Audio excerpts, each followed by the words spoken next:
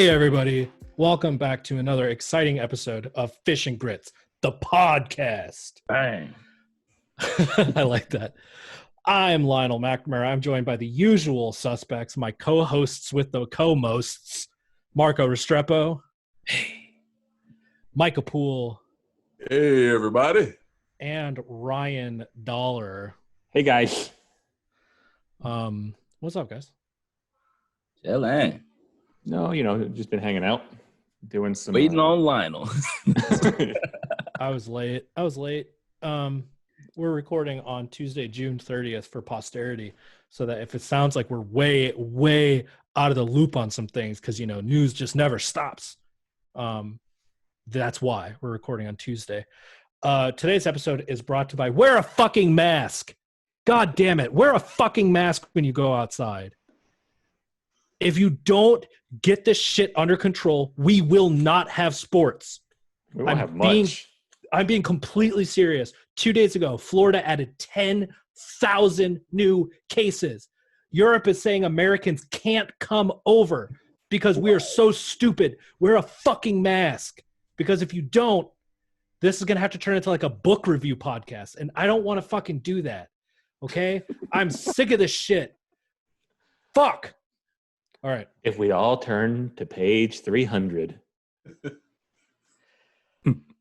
Welcome to the show. Just a little bit of let's do some current events. Let's do some news for the hour. Tim Tebow did not make the Mets 60-day roster for the shortened Major League Baseball season. So R.I.P. Tebow time. Prayers up for Timmy T. He does have like a smoking hot wife though, so I'm not sure how mad I am about him not being able to play baseball. Wear a mask, Tim. What else? Donald Trump. This guy. Okay. So where do we start? I got two Donald Trump things. I know we don't have to keep doing, but I think that these are worth talking about. The first one's going to be the Afghanistan bounty thing, right? Like, word just came out that the Russian intelligence agency, the GRU, was paying Taliban fighters to kill Americans per American that they killed, right? Which, I mean, not shocking. That's what intelligence agencies do, right? Right. But here's the thing, man. Like, Donnie was supposedly briefed about this in 2019. Since then, he's had a phone call with Vladimir Putin where they talked about the upcoming election. And he's invited Russia to join the G7 again. That's it. You're supposed to at least like act angry. I wonder what Putin's balls taste like. I still think that it might not be a P tape, but there's got to be something. No, certainly. Or Donald Trump legitimately doesn't know what strength looks like, and so he sees Putin. He's like, oh yeah, that's a man's man. He's shirtless on a horse. Like, I'm sure it's the P tape. Yeah, well, also Trump is a bully. Like, he only picks on the weaker people, and when there's an actual other bully in the room, he goes over there and he gives them the all two-handed got. Was it one of my Facebook friends? So I've got a Marine friend named Joey who is one of my groomsmen at my wedding. Joey's one of my ride or dies, and every time I post something on Facebook and I get one of my more conservative friends hopping in, Joey's like, actually, Joey's about to go to law school. He just graduated summa cum laude from Arizona State University. This is a smart dude. Also, anyway, super cool. He'd come down a time or two, right? Yeah. I remember him. Joey is one of the I need to get him on this podcast. He's a Panthers fan too. He's a top 10 funny human being on the planet for me. Anyway, so Joey jumps in and he's like, yeah, Trump sucks. And this other guy's like, hey, how come every time you get on Lionel's Facebook, you're always, do you cup his nuts while you suck the fart out of his butthole? They wrote all that? Damn. Yeah, man. Yeah. So I just want, and Joey said, I mean, if he's shaved, then yeah. You can't you can't out gay militaries. Especially Marines. The other thing that Donald Trump didn't say anything about this. So then they were like, well, he wasn't briefed about it. And like that's what the White House says. Like, he wasn't briefed on it. It's like, but why not? And then they're like, oh, he didn't read the briefing. That doesn't surprise me. Once again, believable. And I think it says something about our country where, like, one of the things that I saw that I was like, this is big if it's true, is it's like the president knows how to read. like the press secretary said that. Oh, man. She's like, the president knows how to read. It's like, okay, Katie. Uh-huh. It's one of those things that I'm going to start taking bets because we have like technically 6 months left. If he loses, I'm going to start taking bets on which month that he recommends to start watering your crops with Gatorade. Like it's come to that point. Got electrolytes. They were talking at the beginning of his administration. They were talking about how he needs like lots of like colorful charts and shit to get like pay attention to his briefings. This is the leader of the free world, and like people are like, well, he's a billionaire. He knows he's good at business. Motherfucker, he got money from his dad, and then he wasted it, and then he got more. Do you know why he ran for president? Was to make more money. He was going to start like an online news channel, like Trump News. He didn't think he was going to win. You fuckers. Oh my God, I'm so mad about this. The other thing that Donald Trump did, this fucking man. So he retweeted this video. Did you guys watch this video? Yes. This white power video? Yeah. No. All 2 minutes of it. I got thoughts. I'm going to start with the Donald Trump part, and then I'm going to move on. So Donald Trump retweets this video. This is what he does. I don't know if you've ever been on his Twitter feed, but the man is insane. He retweets this video in which one of his supporters is heard towards the beginning shouting white power at like a protest, right? He leaves it up for like 4 hours. And everybody's like, well, why did he retweeted it, then he went golfing. He left it up for 4 hours. Everyone's like, how come it took him 4 hours to pull it down? And the press secretary was like, well, we couldn't get in touch with them. It's so funny the press secretary doesn't have Donald Trump's password. Dude's just a renegade tweeter. You couldn't get... He locks himself in his bathroom. They can't talk. You couldn't get a hold of the president? He's the president of the United States. He's got to shoot the nukes. Who's going to shoot the nukes? Do you know how fucked we would be in 4 hours if something happened? Dude, we would all be dead, and he would still be at his shitty golf course playing golf. Not to compare Trump to Hitler, but they did say that one of the biggest reasons that the Nazis lost the war is because Hitler was so lazy that he would when it came time to make one of the final decisions to like one of the final pushes, he was sleeping. They couldn't get in contact. Wow. He was also like, wasn't he like addicted to meth and stuff too? Yeah, there's a lot of things going on with that man. Well, that's what they did. They fed their soldiers methadone. Hold on a second.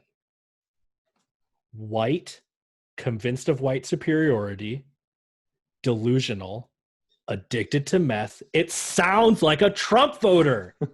They are Nazis. I just want to take a page out of Shea Serrano's playbook right here.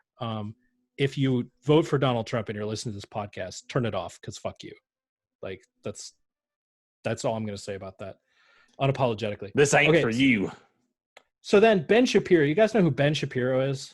Mm-hmm. Yeah. He's a right-wing like thinking guy. Like I saw the funniest thing I've ever seen about Ben Shapiro was today. It was like, Ben Shapiro's what happens when you tell a kid all of their ideas are special.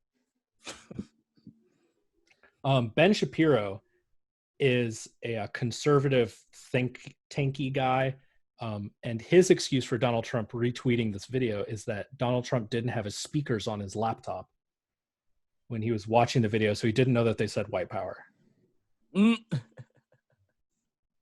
So this is, ladies and gentlemen, the president of the United States of America, the commander-in-chief of the most powerful military the world has ever seen, the most important economy the world has ever seen, the shining city on the hill, the bastion of freedom and democracy, Donald Trump. He didn't know that his supporters were racist because he didn't have his speakers on, is what they said. I want to talk about the video really quick, though. You guys should watch the video. It's very funny. It's old people at a retirement community called The Villages screaming at each other. So there's this old person standing on the side of the road holding a fuck Trump sign, yelling fuck Trump at these like white people. They're all white. They're all old and white. But they're standing on the road screaming fuck Trump. And then these other old white people are driving by in golf carts with Trump 2020 signs on them. So they're having like a Trump parade and their neighbors are screaming at them.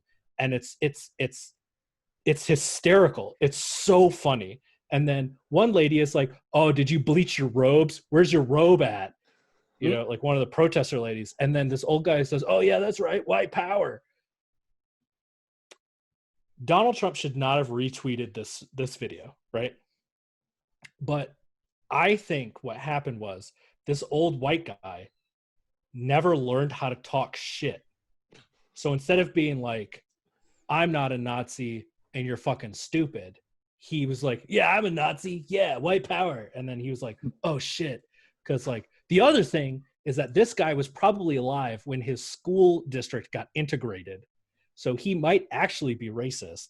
But the battle for our country's soul is happening on the streets of Florida retirement communities.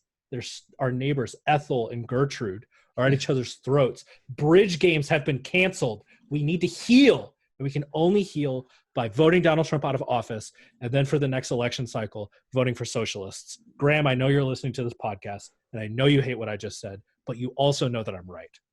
Do we have a socialist party we can vote for? No. So just vote for Democrats who are socialist. My favorite lady on the whole thing was the lady smacking her own hips and ass, yelling, "Grab him by the pussy." Grab him, like over and over. I was like, who is this lady? So sorry. It's a whole bunch of white people, like you said earlier. They don't know how to talk shit or how to be aggressive with it. So they just look so dumb. So the dude couldn't even come up with the Tom Brady insult. Take a suck of that. Man, white people, like, we need to have classes. And this is why I'm glad I grew up the way that I did, right? Because, like, I learned how to talk shit, right? But, like, white people need classes on how to talk shit. Because immediately this lady's like, "Oh, did you bleach your robes? Where's your hood at?" I would just be like, "Oh, man, it's crazy you can afford enough food on your wait, hold on. Afford enough food on your welfare checks to get that fat." Like, I'm done. That's it. You know, you don't admit to being a white supremacist. But you can't be that weighty when you're ignorant. I just don't think those two things go line on line. You know what? You're right. But at the same time, Allen Iverson, well, he's made some really incredible financial decisions. So maybe AI is a little bit more educated than I thought he was. Anyway, so my wife posted made that decision for him. My wife posted this article about Donald Trump retweeting the white power thing. And some guy was like, I mean, they were screaming vulgarities at those people. It's rough on both sides.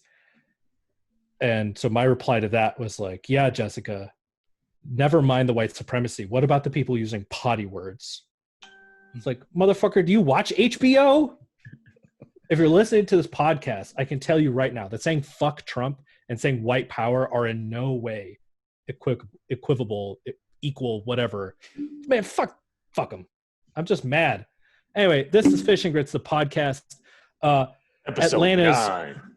Atlanta's newest and some might say least problematic podcast about mostly sports and sometimes other things.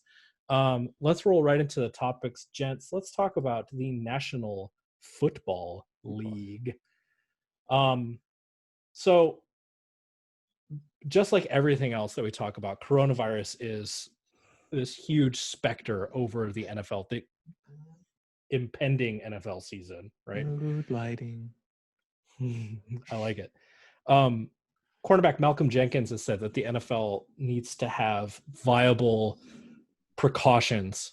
Otherwise, he won't come back. And we're noticing some of this with sports that are currently about ready to kick up play. We've seen a number of players either opt out of playing or come down with coronavirus and not be able to play for the season.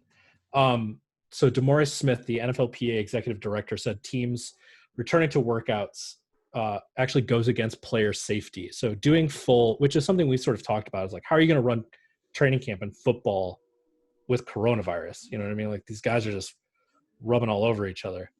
So NFL is talking about reducing training camp rosters from 90 to 75 or 80.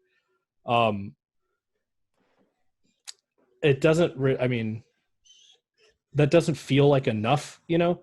Like, it feels like what you have to do is like double the amount of distance between these people, but you also can't practice things like tackling and blocking and whatever. Well, they don't do that anyway. Damn, not in the Falcons camp. Damn.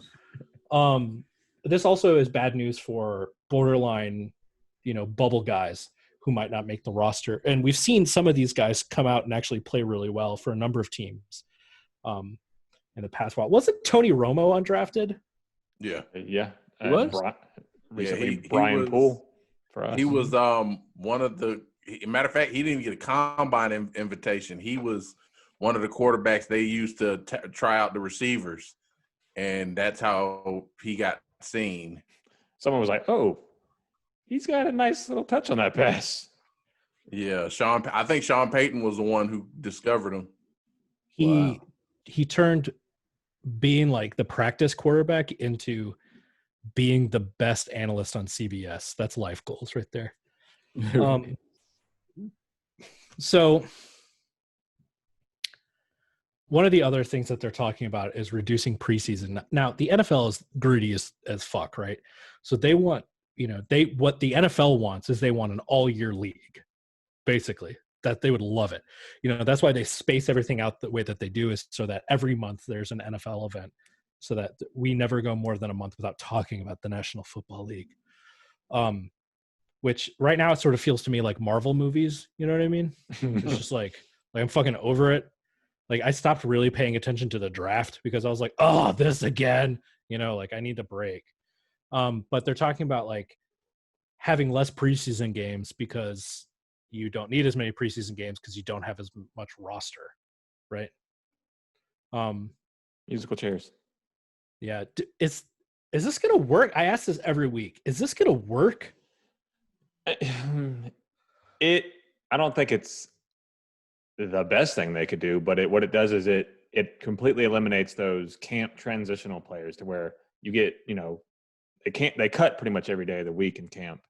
And if you get cut on Monday from the Falcons, a team that had their eyes on you earlier on will get that notice, and they're like, oh, let's bring him in for a look. And then he goes to the Cowboys, and then he gets cut 3 days later. And then the Jets, who also had their eyes on them, are going to bring him into. A lot of these guys just get shuffled around the entire NFL during preseason because, they're looking for that spot, and of course they'll do it. And so teams are just trying to find, that next guy that they've been looking at. So it'll eliminate those a little bit. Because, let's say you got a 52-man roster, and then your practice squad is 10. So 62, you're looking at maybe – if they go down to 75, that leaves about 13 extra players on the team that could be, whatever. They could even just be the because practice squad and scout team are different, right, Micah? I thought they were part of that. Yeah, they're the same. For some reason, I thought they were because I'd heard them mentioned in two different capacities before, but I think the scout team is made up of players from the practice squad. Yeah, maybe that's also what it is. Some borderline guys. Okay, like third string. So they probably just eliminate the scout team. Next week we'll be able to ask one of those guys, as we have a very special guest coming on next week who has lived that lifestyle. So we'll be able to actually ask him. Is it Matt Ryan? It is. How'd you know? Is it Tony Romo? If it's not one of those two guys, I don't want to be here. I don't want to talk to him. I actually want Tony Romo because I want to ask him what Jerry Jones is like. Does he actually say Dakota in real life? Next week, if it's not Tony Romo or Matt Ryan, bring Bunker back on and he can run it instead of me. I got some other stuff to do. Bribe him with the T-shirt. Oh yeah, hey, if you're listening, make sure you refresh your feed. We got a new logo that's just dope. We got new T-shirts. Marco and Ryan are rocking them. I wore mine yesterday. They're super comfy. They're available for purchase. DM our Instagram account to figure out how to get some of them. Don't text me, people who I know. I don't know how to get them. I'm just going to tell you to DM the Instagram. Let's do some stickers too. Can we do some stickers? I want to put a sticker on my laptop. We're ahead of you. My dude. Are they vinyl? What's with you and vinyl anyway? Well, it can't be like the paper stickers. Everything must be made from vinyl.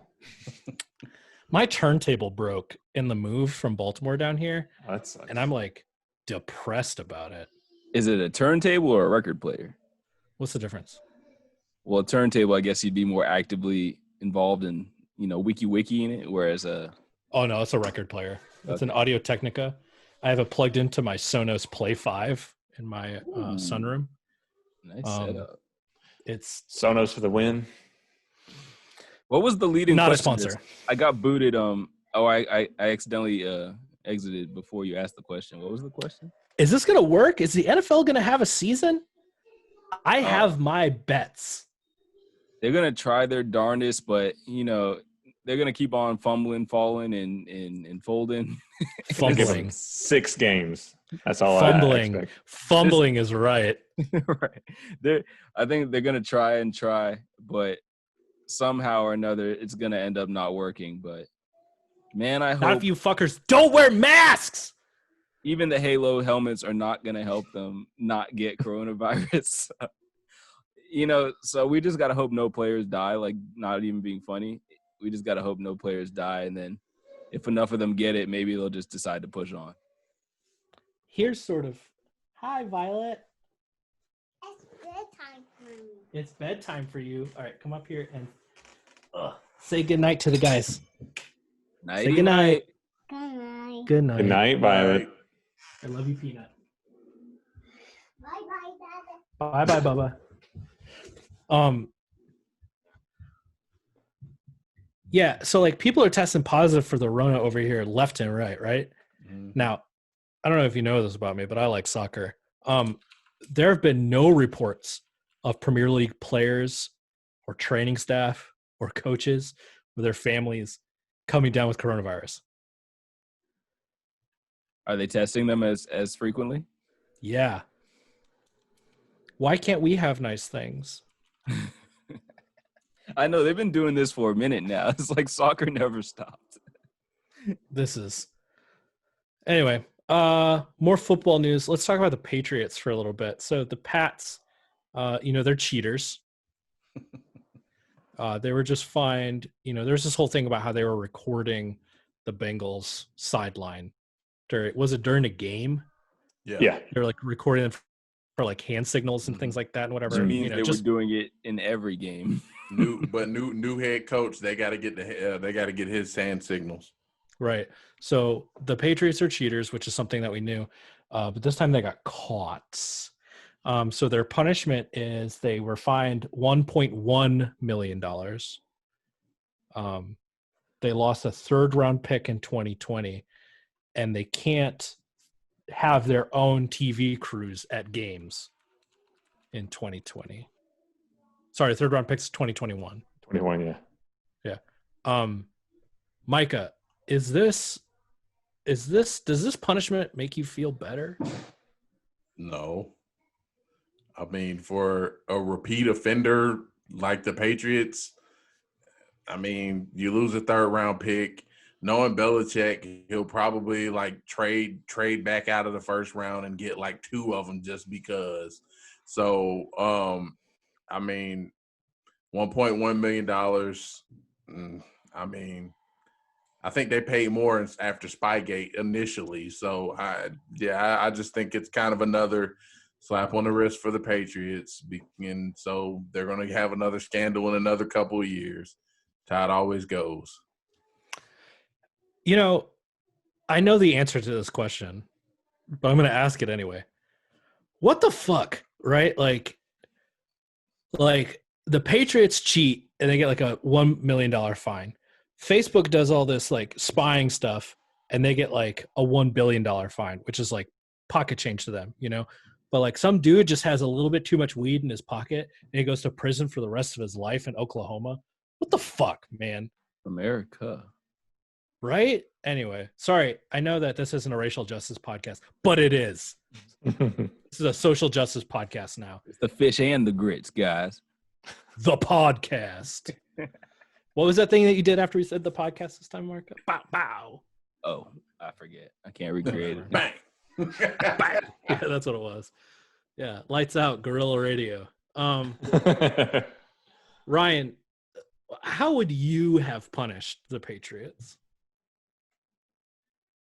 Is castration legal? Is it on the table? I'm just going right off the top rope because it's a summation of all their sins. I mean, You gonna castrate Bobby Kraft? I mean, How's he gonna get a He's already got herky kids. jerk then? Is there a professional death penalty?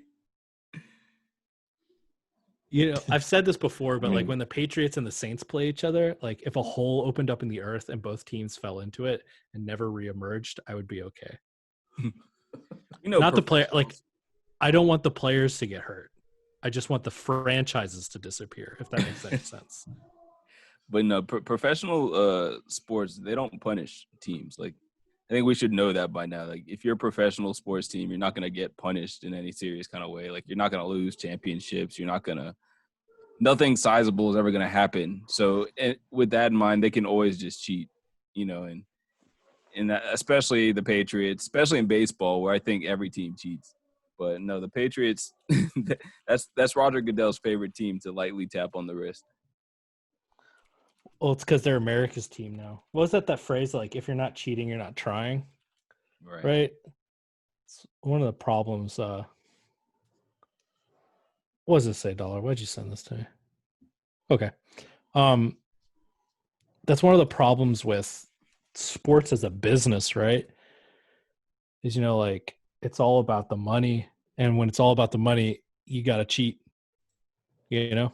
Like, if it's just for fun, you know, if you're playing like, you know, 3-on-3, you know, like you're not going to like inject steroids, you know. But in terms of, so I mean, I don't know how it is for every league, but in terms of like the NBA, for instance, and I think the NFL does this too. Don't they share profits? So it doesn't for an organization it doesn't even really matter if you win. So it's just funny. It's just a vanity piece. Cheating is a part of a vanity piece. I think you sell league-wide profits, or there is some profit sharing, but you also have to think about what the auxiliary benefits are of winning a championship. You have merchandise sales, which belong almost entirely to the team at a certain point. You have ticket sales that you can then jack up on the way there. You know, that's why Arthur built the Benzos, because he wanted those like the hot dog money and the parking money, right? Like, because he didn't own any of that at the Dome. Right. You know what I'm saying? True. So it's like you've got all those add-on effects. Plus then you've got like, you know, the prestige sort of deal, right? I don't know, man. I just keep thinking back to like the idea of, you know, I was just reading about this soccer team called Sheffield Wednesday. It's the name of their team. And they were born out of the Sheffield Wednesday Rugby Club, which was a rugby club that played on Wednesday in Sheffield, right? And so they started a soccer team. They were one of the first Premier League teams when the Premier League started. They're one of the oldest teams on the planet for like any organized sport, right? And they were started because a bunch of dudes got together. It's like, "Oh, mate, we'll play soccer, play some footy, Fucking football, mate. Football, mate. You what, mate? God, I hope Carlos is listening.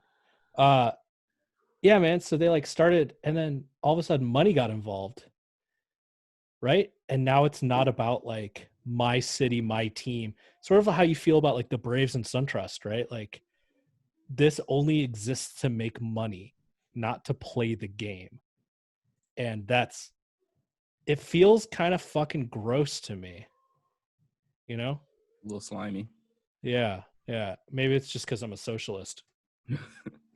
Anyway, speaking of the Patriots and why we hate them, I don't know if you know this, but they signed a new quarterback recently. Cameron Newton of Atlanta, Georgia, of College Park, Georgia. Got a pop. Signed a 1-year deal worth incentive-laden 1-year deal worth up to $7.5 million. Cam Newton, by the way, is a former MVP and has played in the Super Bowl. He's going to make $7.5 million to compete against old what's-his-nuts from Baylor. I don't even remember that guy's name. Brian Hoyer. No, not Hoyer. It's Stidham. Stidham, Jarrett Stidham. He's from Auburn. Yeah, well, He was Baylor to originally Auburn. Baylor. Yeah. He got like majorly hurt at Baylor too that 1 year where there was like they played like 4 quarterbacks or something like that. That's how I remembered it. And then I saw him on Auburn. I was like, ugh. Hate Auburn. So I guess some of the things that we don't know about this is like whether this is a backup job or not. He missed 14 games last year because of that injury that they said he wouldn't be out for the rest of the season. And then he also had shoulder surgery 2 seasons ago when he was, completely inaccurate. And we were like, what's wrong with him? And the Panthers were like, nothing. And then he got surgery. And they were like, something was wrong, but we're not talking about it. I know that there are a lot of players around the league who are super upset with this. Richard Sherman, for instance, is upset, which is He's usually mad. Yeah, it shouldn't surprise anyone here. But I do want to ask this question. Cam Newton won an MVP. He is, when he's on, a hell of a quarterback. He's a game breaker, right? Cam Newton didn't have a job, and Nick Foles went to the Bears. Cam Newton didn't have a job, and Drew Lock is the starting quarterback in Denver. Cam Newton didn't have a job, and Teddy Bridgewater took his job. Gardner Minshew is still starting in Jacksonville. Gardner Minshew is starting in Jacksonville. I mean, Tyrod Taylor is the Chargers starting quarterback. That's going to be Herbert like a weekend. But this is sort of like Alex Smith was like fine in San Francisco, right? And bordering on pretty good. But then he got dropped for cap. And then he was fine in Kansas City, but then he got Mahomes'd, right? And then he was like whatever in Washington, and then his leg blew up, and he will probably still have a job. Whenever he wants it. Why the fuck is Cam Newton getting paid a maximum of like what is going on here? I don't think the money issue. I don't think it's a big deal that he's getting paid so little, honestly, because I mean, yeah, he's an MVP, but he was criminally bad when those games when he was playing hurt. Like he literally had to have another quarterback come in to throw long balls for him, and that was painful to watch. So I truly understand why, and it's a prove-it deal. It's a 1-year deal. If he does great, he'll come back and get another huge contract. So, and he's in a situation like it's going to be so exciting to see Cam Newton in that system or in a position to succeed. Like he's never been in a position to succeed, and despite that, he's always, he when he's healthy, he rises up to the occasion. Because Rivera was not a good coach. Pause. Joe Flacco has a cap hit of $23.6 million on the Broncos this year. Hey, man, the cards just did not fall right for Mr. Cam Newton. Well, he was the Corona hit in a gap year. Nah, what's his name? Carolina really did screw him, though. And after free agency starts, they tell him, oh, start looking for a trade. No. And then they released him like a week after free agency. Because if he had been on the market at the start of free agency, somebody might have been giving him a better option. But by that time, all the quarterbacks were taken. What's his name? Marcus Mariota had signed, and all these other guys had signed. And so once he hit the market, it's like, all right, well, we don't have the money or the space for him. So, but that's the dumbest shit I've ever heard, man. Cam Newton starts on at least a quarter of the teams in the NFL. Yeah. He should. If he was, I can't believe I'm going to say this early in the conversation. If Cam Newton was white, he would be starting on 25% of the teams in the league. No doubt. No doubt. I mean, like I said, I don't disagree with that. Like the fact that Chase Daniel, a career backup, is making more than Cam and Jameis combined says something. Chase Daniel was a starting quarterback in, was it Chicago? For like what? He started a couple games last year. Yeah, but when he was in Chicago, he was the starter for like a week. Yeah. Or something like that. And then he got hurt or something went on. I don't know. Trubisky is that bad, though, where Chase Daniel is genuinely better than him. I thought Chase Daniel coming out of college was going to be pretty decent, but. Wait. Micah, you think Mitch Trubisky is better than somebody? I don't. When they played, they both played. It wasn't much difference in the results. So I can't say that he's just better than Mitch Trubisky. But at least Chase Daniel wasn't afraid to like throw the ball. Yeah, but Trubisky can run, so that gives him a little point. Only because he's afraid to throw the ball. Stop it.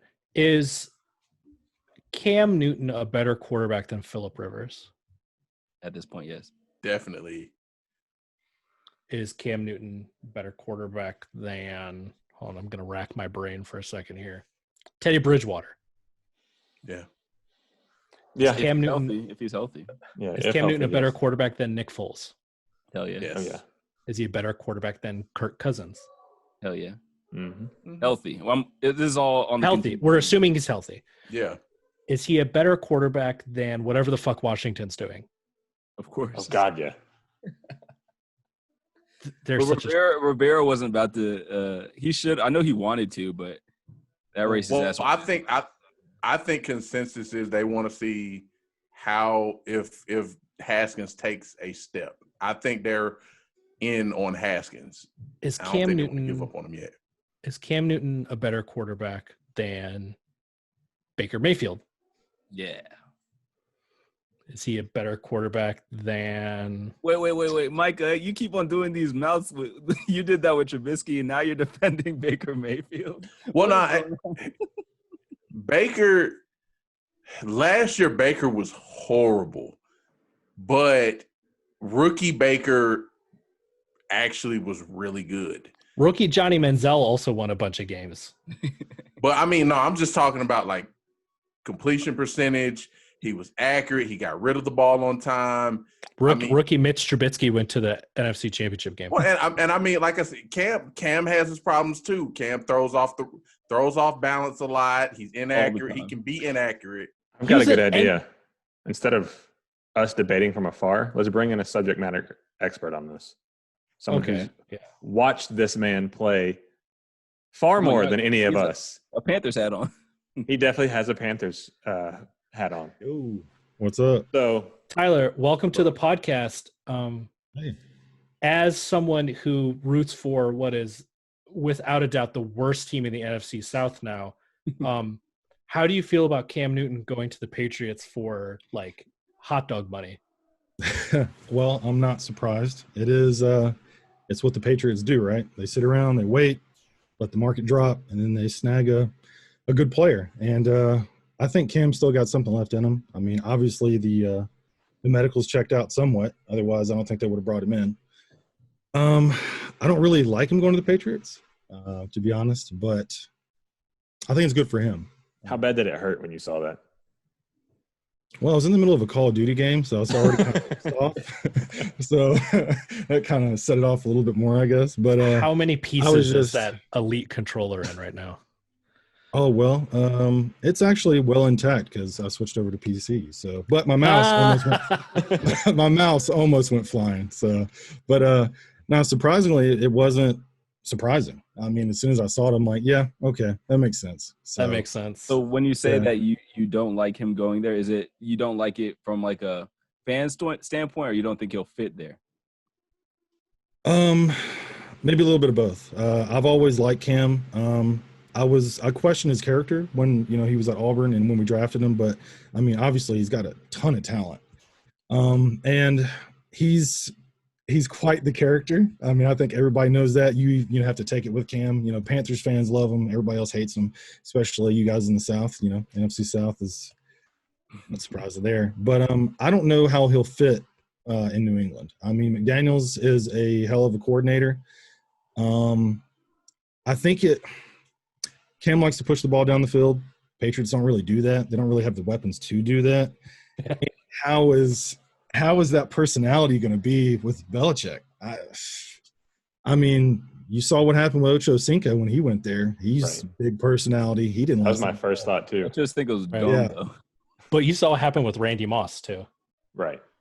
Yeah. Yeah. So Tyler, before we get too far into things, I realized that I kind of threw you into the deep end. Ryan, do you want to do some intros real quick? And yeah, so this the voice that just mysteriously jumped onto the podcast halfway through a segment here. His name is Tyler Bullens. He's a longtime friend of mine and Micah's. We played Xbox together for a long, long time, and we remained friends even though I found out he was a Panthers fan. What was your screen name, Tyler? It is Socks. This is Socks. Yeah, this is Socks. Yeah. That was okay. Who was this? Buttercup. Oh wow. I remember Buttercup. Yeah. Okay. Yeah. Cool. What's up, Micah? What's up, man?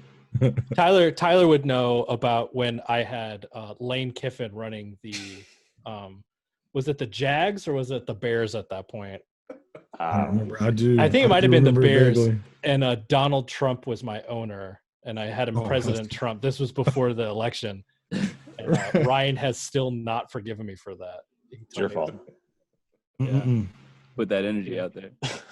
Marco, like I had we had this Facebook group, right? And like some of the dudes in the group would like post like really like serious like news releases about their teams in the Facebook group. And like I think I felt like intimidated by that because I can't take anything seriously. So instead of like trying to just let them live their life and have fun, like I posted things that were like a bit sarcastic. So I posted that my team, Donald Trump as the owner, he was like, "We've got the best team." I threw like 5 picks one game. He's like, "We've got the best quarterback. Our offense is fantastic." I'm not very good at Madden. And then I said that we hired Lane Kiffin as an offensive assistant. And then I had Lane Kiffin get promoted each week until he was like co-GM and head coach. So it's actually not too far off from what he's done in real life.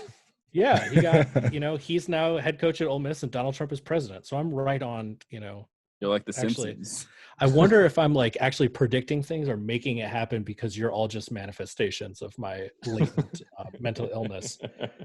So Tyler, I'm going to give you a big ask really quick. I want you to tell me if you're Josh McDaniels, given the Patriots roster that you know of right now, which is a whole bunch of short white guys at wide receiver, and who knows who at running back, but who will probably run for like 1,500 yards.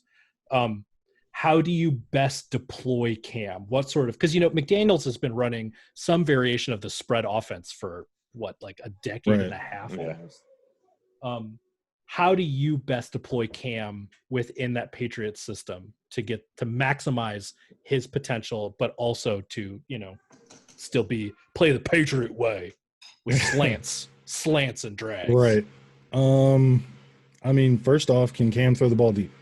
And I mean, who do they have on that roster right now that can stretch the field? Probably N'Keal Harry's probably their best option. N'Keal's not even that much of a burner though. I don't know if Dorsett's still on the team though. No, he's not. Yeah. I don't know. I mean, they could somewhat go a little bit of the Panthers way and just have, James White be their McCaffrey a little bit in some way. And then, cause I think that was, Cam was really, liking McCaffrey, so yeah. They need a tight end, I think. I mean, if Gronk still would have been there, that would have been ideal, but I can't even name a tight end that's on that roster at the moment. Matt Lacoste, is their number one. That guy, he's the one. That's going to be the guy. Bring back Ben Watson? No, I don't think they did. Oh, you know what? I just thought of something. Didn't the Patriots also pick up Damiere Byrd? Yes. You guys even know who that is? Yeah, he's on there. So Damiere Byrd, I think, could be a little bit of a dark horse. I think he, if they actually use him, which I think that they could, Demir Bird showed He fast. flashes in Carolina. Yeah, he's a burner. So he could be maybe their version of Ted Ginn. When Cam had his MVP season, he had somebody that could stretch the field. Throw him in a So slot. yeah, I think Demir never really got a good shot in Carolina. He's, like we said, he's got a ton of speed. So if they can get him on the field consistently, and Cam can still go deep, that could be very beneficial. Other than that, I mean, I don't think it's a good idea that Cam runs. They're probably going to run him here and there, but we've seen how that's gone. So You're saying that you would not try to take snippets of that 2015 Panthers playbook and eliminate the quarterback power plays? Yeah, I mean, I just don't know how they're going to do it with Cam. I mean, he's not accurate. He's especially underneath, and if his arm's not the same, he can't push it. I mean, his footwork has always been terrible. Even though unless he's running, then his footwork. Well, even still, he looks kind of like a wounded gazelle when he runs sometimes. So looks better than Peyton Manning when Peyton Manning ran that TD in that year. The naked boot when Drew Brees ran in that TD. Yeah, the naked boot. So here's my question for you, Tyler. Michael Vick is one of my very favorite examples for how coaching can make a difference. Right. Michael Vick had bad footwork. He wasn't super accurate. And then he went to that Philly offense and worked with Andy Reid. And was Nagy still there? I think he was there, yeah. What? Marco? No, I think it was Peterson, wasn't it? Doug Peterson, that's who it was. Yeah. He went to that coaching staff, and I don't know if you remember this, but he had a touchdown pass to Brent Selleck that was like a 30-yard just on a dime. Like it was, and Brent Selleck was triple covered, and Vic put it in. Like Selleck barely had to look up, ball was in his hands, and that was not something that we saw from Michael Vick here in Atlanta. Right. I would say that Josh McDaniels is on my short list of all-time offensive coaches, just based on what he does with as little as he has. Do you think that Cam's issues are so ingrained to this point that he can't fix it, or like what's your feelings on what McDaniels can do with him? No, I don't think he's too set in his ways. I mean, the footwork, maybe. I mean, the way I was looking at it, though, was like whenever Norv came to Carolina, I mean, Norv Turner's got a good history with quarterbacks. So, and he's a hell of a coach. Things started to go up. I mean, Cam was looking better than he'd looked in a while. The completion percentage was going up. So I'm sure McDaniels could do quite a few things with him. I just don't know what it's going to look like. Would I say that Cam, I like the comparison to Vic. Both big arm quarterbacks, athletic, freakishly talented. Different, right? Yeah, Cam's big at least.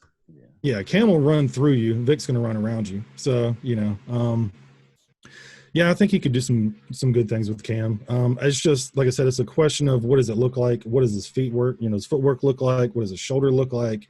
Whatever. I'm very confident that whatever Cam is capable of doing, that McDaniels will devise a scheme around him to make him as successful as possible. That's for sure. I mean, McDaniels did a good job with Tebow. He had Tebow back in Denver.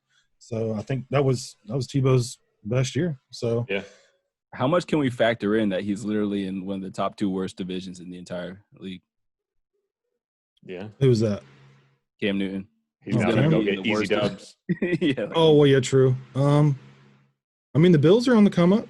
I mean, the Bills are, some you could kind of say is Carolina 2.0 in a lot of ways. The front office, the head coach, NFC East. The NFC East has been trashed for a long time, and yet the Patriots continue. We don't ask that question. AFC East. We don't ask that question when the Patriots make it to the playoffs. Like we did for a couple of years. We're like, that's a weak division, and then they're in the Super Bowl, and we're like, never mind. I wouldn't worry too much about that. Good point.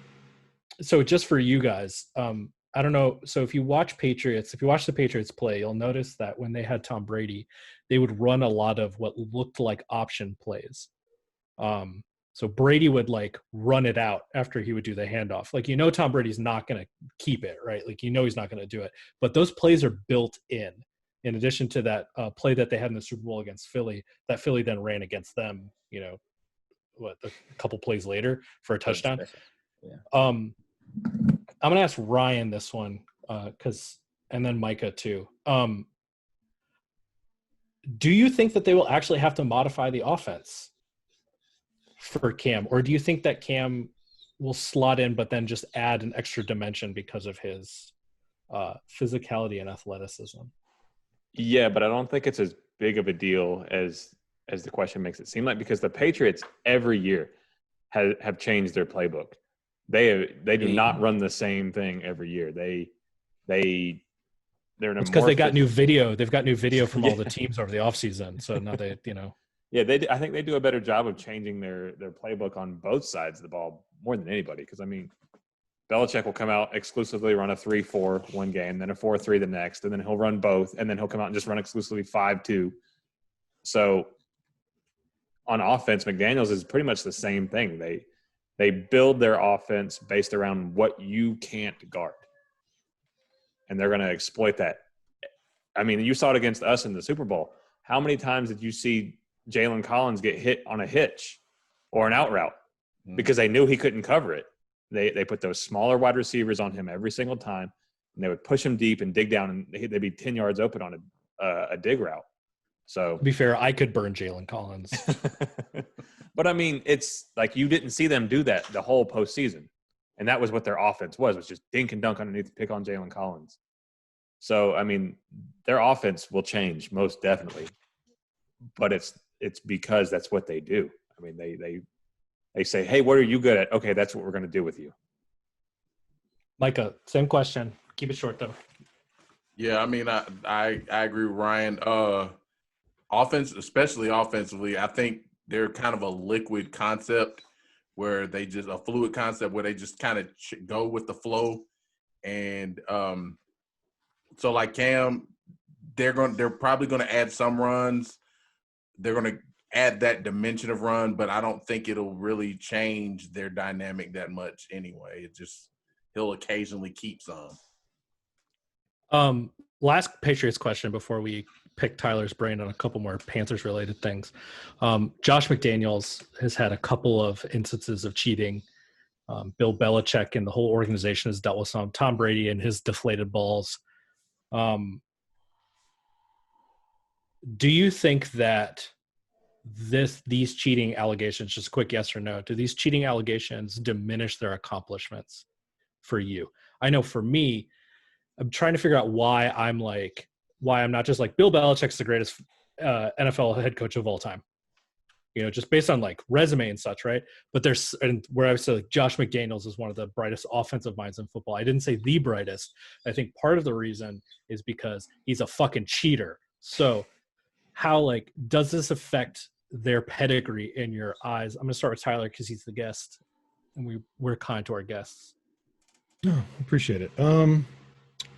I think it could in some fashion, but when you hear about cheaters, especially with that organization, you got to go Belichick, you got to go McDaniels, you got to go Brady. So would you guys consider Brady the GOAT? Yeah. Micah wouldn't. Micah's the only one who wouldn't, I don't think. So how much when you think of that, do you associate the cheating with that? See, and I think that's part of my wait and see with Tampa right now, right? Is right. If Brady does well, I don't think Brady needs to win a Super Bowl in Tampa to be a GOAT. I think Brady needs to get out of the system, go somewhere with someone like Bruce Arians, who by all accounts plays by the book, right? And if Brady takes that team to 10-6, 11-5, and they go into the playoffs, I'm in. But up until that point, so much of what Brady does is it's a question of whether or not it's in the execution or if it's in the game plan. And if it's in the game plan and your offensive staff is, known to cheat, I think that's got to knock you down for me, Yeah, I think so. But it's almost to the point to where everybody knows that there's a level of cheating to them. But how much cheating is okay? What is acceptable? And I mean, you would say that if it's kind of black and white, you're either cheating or you're not. But as we see with many things, there's levels to this. So, some things might it's not that big of a deal. Like, did it actually help them win the game, or, are other teams doing it? So that's a kind of a tough one to answer, what levels are right. Mako. No, I don't think it diminishes their accomplishments, because at the end of the day, it's the history books. You look at the history, you look at all the records, you look at all the sports, you're just going to see their name. You're going to see Tom Brady, and that's the end of the story. They're not going to keep on rehashing all the cheating stuff as we go down into history. I mean, personally, I can have my own opinions, but at the end of the day, no. Well, I was asking your opinion, man. Well, I'm saying that's my opinion. That it doesn't matter because they got the win, so they got the trophies. It's there. Fair. Micah? I believe that you're going to notice the greatness and the consistency, but at the end of the day, the controversy comes along with it. The cheating scandals, all of that is going to play part of a role. So the statistics, the stats say, this is the greatest dynasty of all time. But, if you disagree because of the scandals, then, you have every right to disagree with it, because there's all those scandals that you have that tie in with all that greatness. So, right. And you got to wonder how that's being presented, right? Like we're dealing with, reckoning with the dirty parts of our history as a country right now, right? And I think to Tyler's point, like, at what point can you justify, like Thomas Jefferson owning slaves, but he was one of the, founding reasons we have this country, right? Like, at what I think Tyler's right is, like, where's that calculus? And I think a lot of that has to do with how it's presented, right? So, like, if the history books are just like Tom Brady won all these Super Bowls and he beat the Falcons 20-3 is going to be in one of these stupid books, and they don't mention it, then I wonder how much of an impact it'll have going forward. I tell my kids that Tom Brady's a cheater. Every time he's they're going to mention it, but the thing is that people in general don't usually read the details. Right. People look at the titles, so nice. It's not going to be in the title. It's all about rings. You got a really big team. Ryan, what's your feelings on this? I go back and forth on it, because there'll be times where I'm like, man, Belichick's the best, and then every couple of years something like this happens. I'm like, man, fuck Belichick. He's not that great. All he does is cheat. So I go back and forth. I don't have a good answer for you right now. I have not made the judgment on him yet. He cheats and he wears that cutoff hoodie. I dig it. Tyler, so while we've got you on here, man, let's talk about your Carolina Panthers. Well, let's introduce this segment first, because this is something that I want to continue to do since we have the opportunity that most of us know fans of these other teams, and I think we can all vouch for their knowledge on the team, especially Tyler. Tyler's on the level with us with the Panthers. He knows the rosters in and out. He lives and breathes Panthers football. It's what he does. So this is the reason that I actually asked him to come on, is because I know he can give us some real insight into the Panthers teams, their moves. You see how he just off the cuff named Damiere Byrd, because I remember him saying when they drafted him 5 years ago, he said, I'm excited about this guy. He's going to be real good, because he's a stat head. He likes football. He likes to really dig into those players. So we're not just bringing someone who's like, oh yeah, I like the Panthers. Who is their quarterback again? You're not going to get that here. You're going to get someone who's actually knowledgeable of their team. Teddy Roosevelt. Yeah. So he's going to give you some real insight on it. So that's why we brought him on. And we know people from just about every team that can give you similar insights to those teams as well. So hopefully we can continue this. Are we calling this segment Grits Blitz, where we just bombard people with questions? And hey, that actually would be a good, instead of it just being that, do it for this. Let's do Grits Blitz. So Tyler, I already asked you what it feels like to root for, without question, the worst team in the NFC South right now. But I do actually have questions for you about the Panthers. I think they're in a really interesting position, being the team that is in rebuilding mode out of the division. The Bucs just reloaded, basically, and then they upgraded massively at quarterback, at least as far as interceptions go, we think. I'm still not convinced that Tom Brady's super durable in that Arian system. He doesn't run a lot of stuff that protects his quarterbacks. His quarterbacks are always getting smoked. Like you guys remember when Bradford. Pittsburgh let him go. Oh yeah. And they brought in Todd Haley. That's all because Ben Roethlisberger. He was running like 5 wides out of the gun. Oh my God. So we'll see. But Carolina's in a rebuilding situation. They've got Teddy Bridgewater, who is a show favorite. Thank God he's off the Saints, but at the same time, I'm big on Teddy Roosevelt. You've got Matt Rule, who is taking over Ron Rivera, who's arguably the most accomplished coach in Panthers history next to John Fox. But they didn't win that Super Bowl, did they? With Delhomme? Sure. No. So I would say Rivera is probably the best team in franchise history. Then they've only been around since 2000, like 1996, 90. Oh, it might have been 96. 96.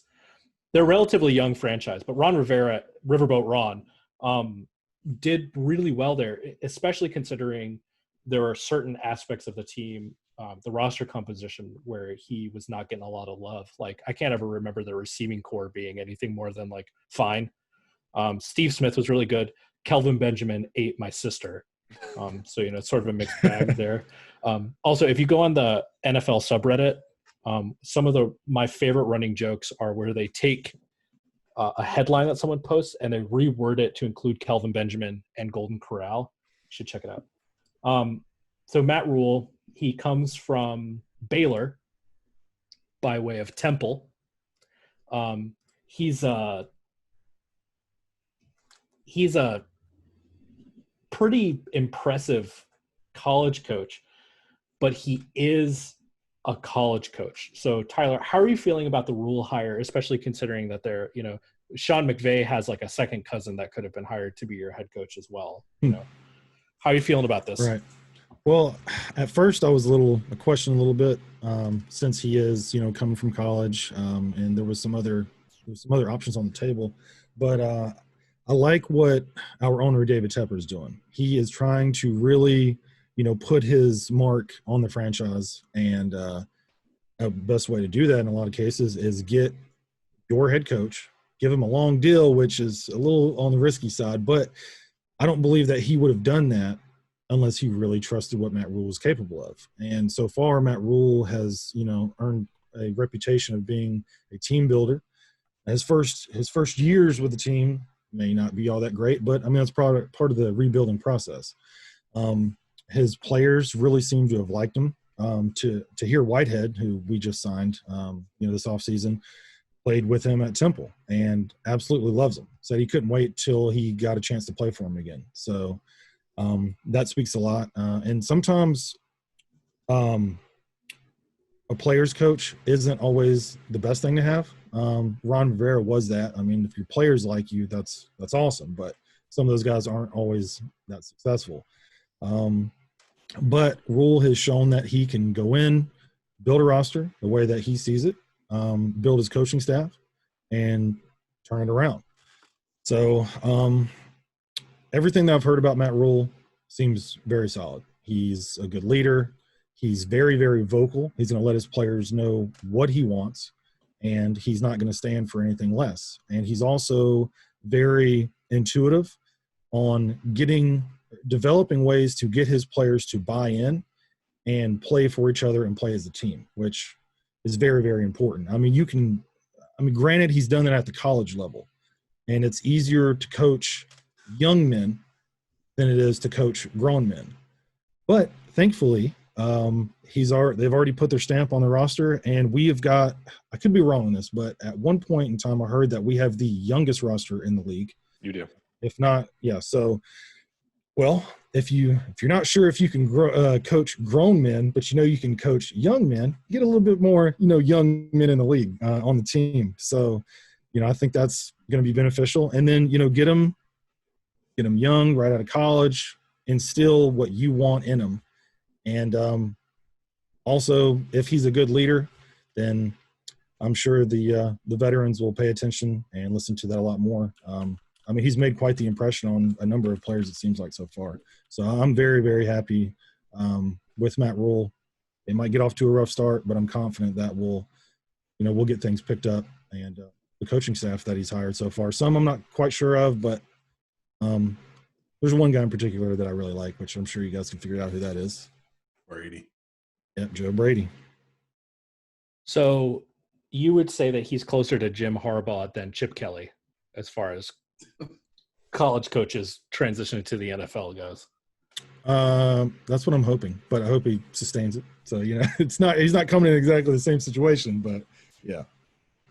I'm always confused about how NFL coaches or NFL franchises give head coaching jobs to college head coaches without letting them cut their teeth a little bit at the NFL level as a play caller in their specialty, right? So like Matt Rule, he's an offensive guy, right? He is, but he's bounced around at almost every single, as a position coach, he's coached almost everything. O-line, D-line, everything pretty much.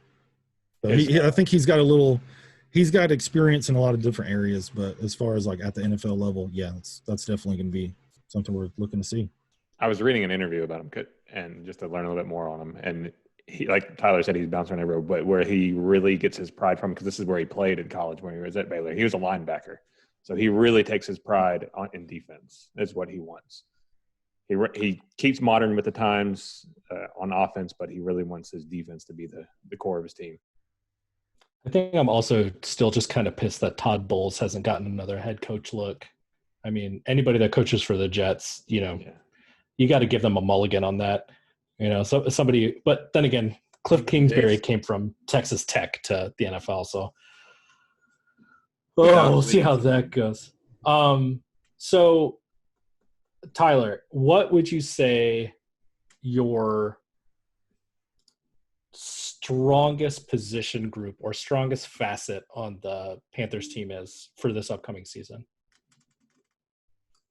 I would probably say our receivers, and I include McCaffrey in with that. I can't say running backs are strongest because we pretty much only have McCaffrey for the most part. We've got Bonifan, but he's shown some flashes, but with McCaffrey on the roster, you're not getting any work. But it leads me back to Joe Brady is what is the main reason why I say that I think that's going to be our strength, because of the fact that we've got McCaffrey, we've got DJ Moore, and Curtis Samuel, who are all three very similar type of players. They're all very, very good with the ball in their hands. They can work in space, and they can move all over the field. Well, that's where Joe Brady's scheme excels. He likes to put players all over the place, find whatever matchup possible that's on the field, get them in space, let them work. Let the playmakers do work with the ball. And we've seen flashes of it with Curtis Samuel, running different types of things, short routes, run reverses, taking a couple snaps at running back. Same thing with DJ Moore. And everybody knows what McCaffrey can do. I don't really even need to say anything about that. So I would say out the gate, our strongest would be our receivers. And then we also added Robbie Anderson, who was a huge surprise for me. I never expected us to get him because he wanted a little bit too much money. I mean, he wanted, $10 million a year, and that's what he got. And he's the guy that's going to be the true deep threat on the team. So I think how he fits in could work great. I mean, just because, you would think maybe DJ Moore or Curtis Samuel have it, but just because they're speed and shifty doesn't mean they can take the top off. Robbie Anderson can blow the top off quick, and he's got good hands too. So I think scheme fit, you get him going deep, you get everybody else working underneath. I mean, it's I'm not going to say it's a match made in heaven because we haven't seen anything happen yet, but as far as scheme fit and personnel wise, I don't see many things that could have worked out better, honestly, besides the inexperience part. That's the only thing. Well, they'll get experience. All right, real quick, because we're up against it. What do you think the biggest weakness is for the Panthers coming into the season? Biggest weakness is going to be our defense for sure. I mean, we already were struggling a bit last year, and that was before Kuechly decided to retire. Now, granted, Kawan Short was hurt. That was a big blow. But we're just so young on defense. I mean, we brought in Our secondary, especially, we brought in some bigger guys, some more athletic, faster dudes that we typically haven't had in the past. They're more on the athletic side, not so much like, they need to work on technique, it seems like. And some people don't have the greatest of instincts, is from, some of the stuff that I've looked into. Did you have something to say? No, I'm looking at Marco thoughtfully. Sorry. Oh, I gotcha. Our D-line, I think, well, honestly, I don't know what kind of front we're going to use, because Phil Snow, who's our new defensive coordinator, runs multiple defense. I mean, I'm not exactly sure what that's going to look like. So we could be 3-4, 4-3. I mean, he actually likes to run the 4-2-5, and that's what he ran at Baylor, was 4-2-5, which is one of the reasons why I think we went out and got Jeremy Chin, who can play up at the linebacker spot. We might run 3 safeties on the field at a time. So, with that big nickel. Yeah, I mean, you could always bring Thomas DeCou back to help with that. No, I think I'm good on that. And Robert McLean too, Bobby Mack. Yeah. All right. But, so yeah. we're up against it. So I hate That's to cut you short, but Ryan, I want to make sure that will you pull up the Panthers schedule? I want to ask you a question too, since we talked about it right before you were on here. Do you actually think that they're gonna complete this whole season with all the COVID stuff going on? Oh, that's a good question. How many games do you think they actually played, Tyler? I mean, do we have over/under with you guys or no? I think that we set the number at 6. 6. I'm gonna go over because I want to be hopeful. So, but I think 6 is a great number, because I think it might stop before we hit 6 if there's going to be, like a second wave or whatever, which is looking like there might be. But let's hope for at least 10, right?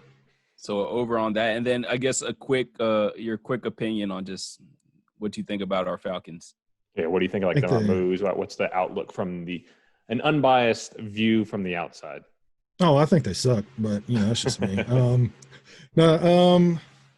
Be honest with you, I haven't kept up with the Falcons a whole lot, but you guys did have some moves that I was surprised, like letting Trufant go, which, I mean, I'm happy about that. And letting Freeman go. But what was it? You guys drafted Terrell, right?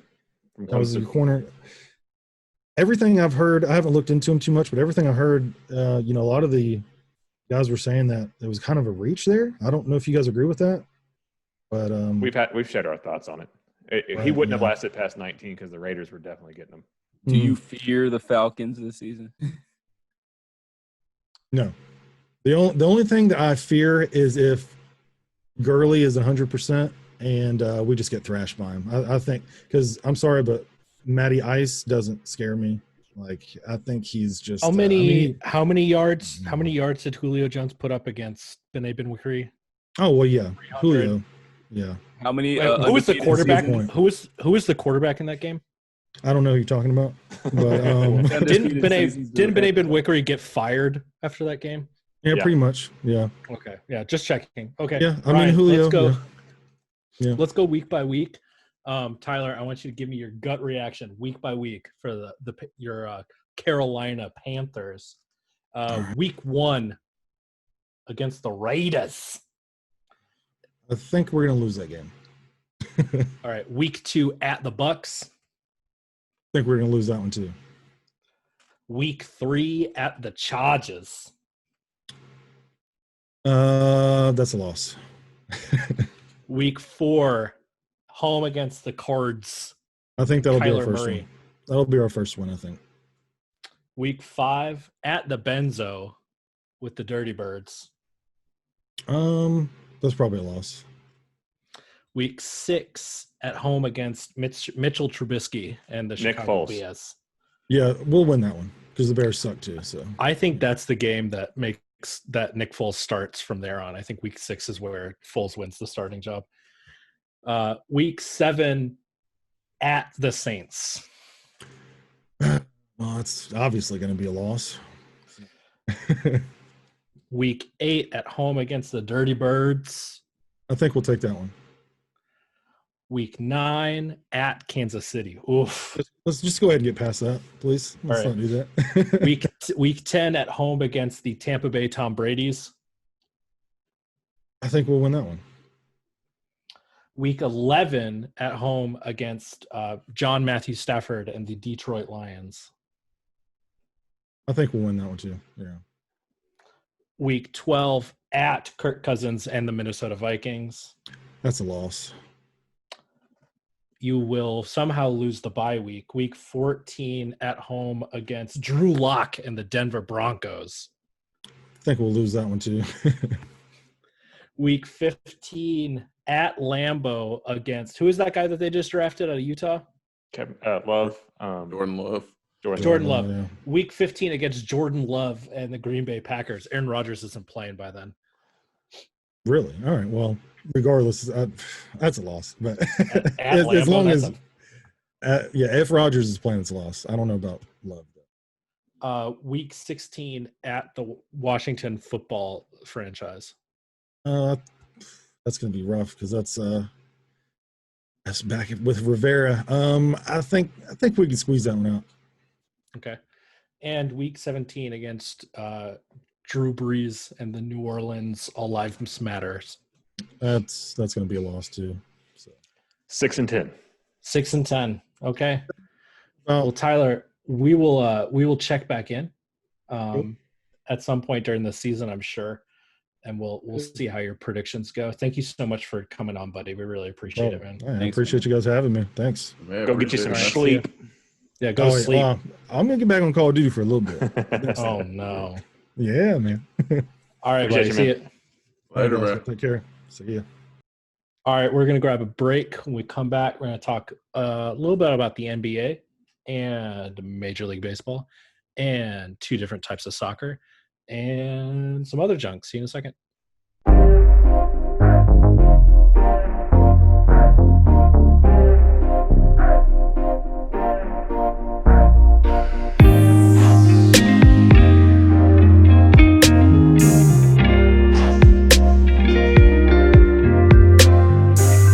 Welcome back from the break to Fishing Grits, the podcast. You know, Tyler was okay for someone who roots for the Panthers. Where does he live? He lives High Point, North Carolina. Yeah. Oh, so he is in Carolina. Yeah, he is a Panthers fan. Okay, good. I was gonna say because it was like you guys down south. I was like, where the fuck you live in like Vermont. like Delaware? See, Vermont was where I was going, but I was like, that's too easy. I'm gonna switch to Delaware. So my buddy Joey's a Panthers fan, but he's a Panthers fan because he's from Orlando. And Orlando doesn't have like any good pro sports. So let me tell you this story about Joey. So Joey is a Marlins fan. And I'm a Braves fan, so we're opposed with that, right? Joey's best friend Paul is a Vikings fan, even though he lives in Orlando. And Joey was like, I don't like football for the longest time. And then he wanted to get into football. So the year he decided to get into football was 2015. And who was the best team in the country in 2015 at the week 8? Your Carolina Panthers. And who had the Falcons. best? Who had the best quarterback in the NFL at week 8? The Carolina Panthers with Cameron Newton. So Joey is like, he's playing fantasy football. He has Cam Newton as his quarterback. He's all in. Dude's got a Panthers hat. He wore this Panthers hat to his graduation from Arizona State the other day, or like a couple months ago. Like, it's this whole thing. And I was like, are you sure you want to do this? Because he was like starting to talk some shit. I was like, are you sure you want to do this? Because I am ruthless when it comes to NFC South rivalries. I don't fuck around. You know, like you say stuff like Matty Ice, and I'm just like, and I automatically am like, hey, who's the quarterback in that game that Bené Benwickery got fired at? You know, like I love stuff like that. And Joey was like, oh, okay. Do you guys remember what team ended the Panthers' perfect run? The Atlanta Falcons. I was unbelievable that night. I was just like, I swear, I was just like, oh man, nice undefeated season. It would suck if someone were to come in and ruin it for you. And he's just, good score, you'd be 15-1. I was like, yeah, but that one loss, 6-10 Atlanta. And then they lost this.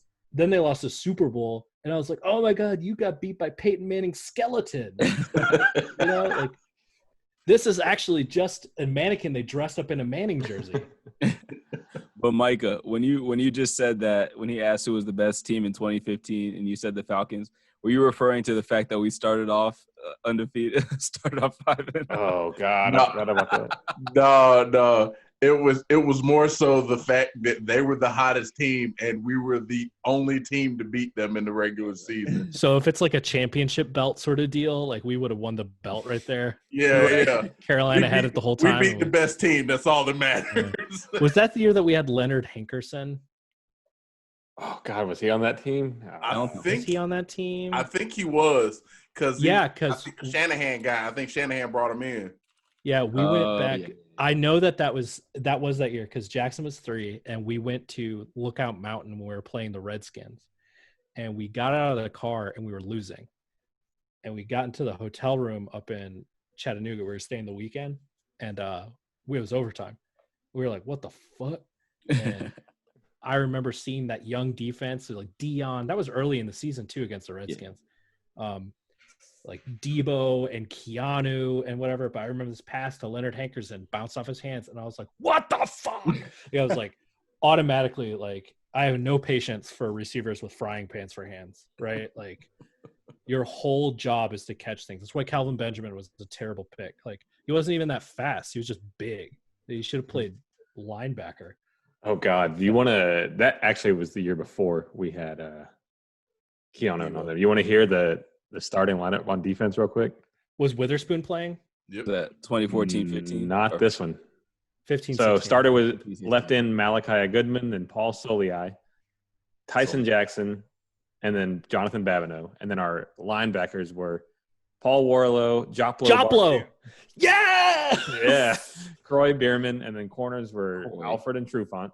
And then here's where it got real ugly. The safeties were Kamal Ishmael and Dwight Lowry. Oh, Dwight Lowry. Wait, that was the wrong year. This is 14, 6, and 10. That was when and then we hired DQ and Shanahan the next year. Right. It was 15-16 season. That's when we started Vic 5-0. Beasley, I'll never forget because Vic Beasley got like 2 or 3 key hits on Cam that game. Yeah. So you're talking about 15, 8, and 8 year. Yeah. Okay. Yeah. Yeah. That was the first year of Dan Quinn. Not too different. 2015. Yeah. Yeah. The year the Panthers went to the Super Bowl, right? Yeah. So that was DQ's first year. Yeah. Okay. Anyway, let's talk about some things. College sports. Okay, so you guys know that I've got a ton of soapboxes, right? That I like to stand on. Well, I'm about to pull another one out, motherfuckers. Strap in. There's been some allegations recently. Breaking news, actually, for us here on Tuesday, that SEC schools and a certain ACC school that is orange and also racist are trying to expose their players to coronavirus in the offseason. For herd immunity. So that they're immune. Is there anything more disgusting in the world than college football? Legitimately, like, these kids don't have health insurance, really, from the university. They're not paid. They can't leave. They can't scholarships on a year-by-year basis. They can't be traded. Can't work. No, like, they can't make any additional money of any kind. But you're going to give them a disease that has killed 120,000 Americans on purpose so that they can play your sport game for you in the fall, because it all comes down to the money. Isn't it I heard gross? they can't get it again. Once you get it once, you can't get it again. That's my bit, Marco. But nobody knows, dude. Nobody knows. But the other thing is, we're seeing like news reports about 23-year-olds dying because their kidneys shut down from nerve failure.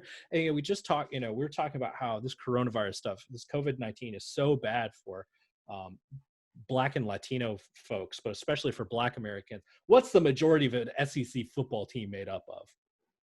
Black men. So you're going to tell me that these young men have to risk their lives so that you can have people not come to the football game. It's not even about the fans at this point. It's about the advertising, right? Like the SEC is going to miss out on a ton of money. Like Kirby Smart is over here. He's just like, well, boys, guess what? No, that's not how he talks. Let me try to get my Kirby Smart voice on. Kirby sort of has a voice. All right, listen up, man. We just got to talk about Go Dogs. Like Darius Slide, president of the SEC said we got to do it. Let's, amen. I just hate it. Amen. It's fucking gross. So let's talk about some NCAA really quick. This is, again, these young men. If you're going to say that these young men shouldn't be paid because they're getting a free college education, then they should be students before they're athletes, which means that they should not be endangering their lives for the pocketbooks of anyone in the university or the conference. If they are important enough to the sports program that you're going to make them jeopardize their physical safety more than they already do so that you can make money, then you need to fucking pay them because they are employees at that point, not students. You can't have it both ways, you fucking hypocrites. So ex Iowa running back Akrum Wadley. Do you guys know who this guy is? Yeah. He played, well, obviously Ryan does. So he played for Iowa from 2014 to 2017 under head coach Kirk Ferentz, okay? And he says that it was a living nightmare playing for Iowa, which my grandfather would be very disappointed. I don't care because they just look like knockoff Steelers with like the shittiest logo on the side. Like I couldn't even tell what that was for the longest time. I was like, what the fuck is that? What type of bird is it? Is it an eagle? What is it? It's a hawk. It's a hawk. Oh, yeah, that's right. Hawkeye. Yeah. So Wadley said that Coach Ferentz's brother, who's a strength and conditioning coach, Chris Doyle, hold on, sorry. He says that he mistreated the players. What's the specifics in here? The big thing was him threatening. So if players weren't putting on enough weight and they weren't showing the numbers that he wanted to, he would threaten them by saying, "Oh, you know what? You're not using your meal card right. So I'm just going to go ahead and cancel it." And he also asked him apparently if he was planning to rob a liquor store or a gas station multiple times. Because he had a beanie on, a team issued beanie. So I guess he did decline his meal card at one point, and he had to call his mom in New Jersey to get some pizza because he was hungry. Away from Iowa. Yeah. So Iowa has declined to comment during this review process. But the athletic director there in Iowa is standing by his man. Hopefully they both get fired. I believe when we were talking about this a couple episodes ago, I tried to reference this guy, but I didn't. I had no. I couldn't remember his name or what school he was at. But this was who I was talking about. Who's the the strength and conditioning coach who's vile. So sticking with the NCAA, I was on Twitter the other day. I spent too much time on Twitter recently because I don't know any of the people I follow on Twitter, so I can just read their content without trying to figure out why I'm friends with them. I go to Facebook to make people mad. I go to Instagram to see what my friends are up to and to pimp hot sauce, follow Sway Sauce on Instagram. And I go to Twitter to actually be entertained, right? So I was on Twitter the other day and I was just like, scroll. I follow this lady named Amanda Mull. She's a writer for The Atlantic and she's a Bulldog. She graduated from Georgia with a degree in journalism. And she's really funny. She's like, I'm fulfilling my regional destiny by buying a lawn chair with a Georgia G on the back this weekend. I was like, nice. So she retweeted this video that was like Alabama football. And she said, I never thought I'd see the day. And this was like right in the middle of all like the protests and stuff like that for George Floyd. And I was like, oh, damn it.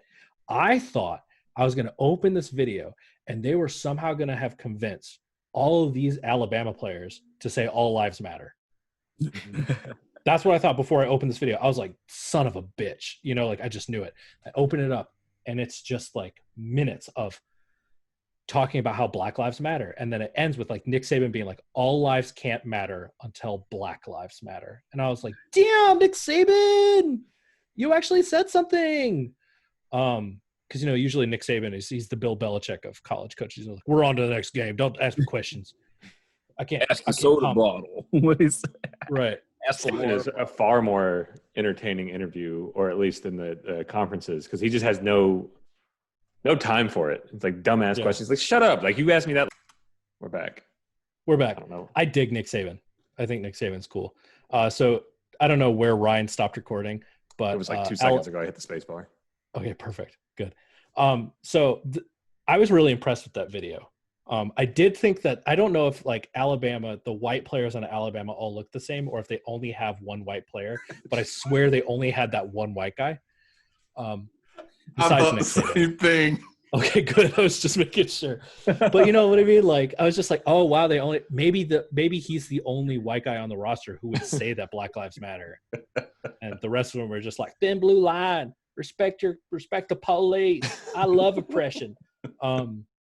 Please stop listening if you're a police officer, because I'm not nice to you folks. What do you mean, you people? So I was really impressed with the video. I thought it spoke really well. And I watched it. I got a little misty, you know, like there was some dust in the room. And then as soon as it finished, I immediately was just like, this is not going to go well in Alabama. Like, this is not going to go over well because it's Alabama. I don't need to say anything else. It's Alabama, right? So this brings us to our loser of the week.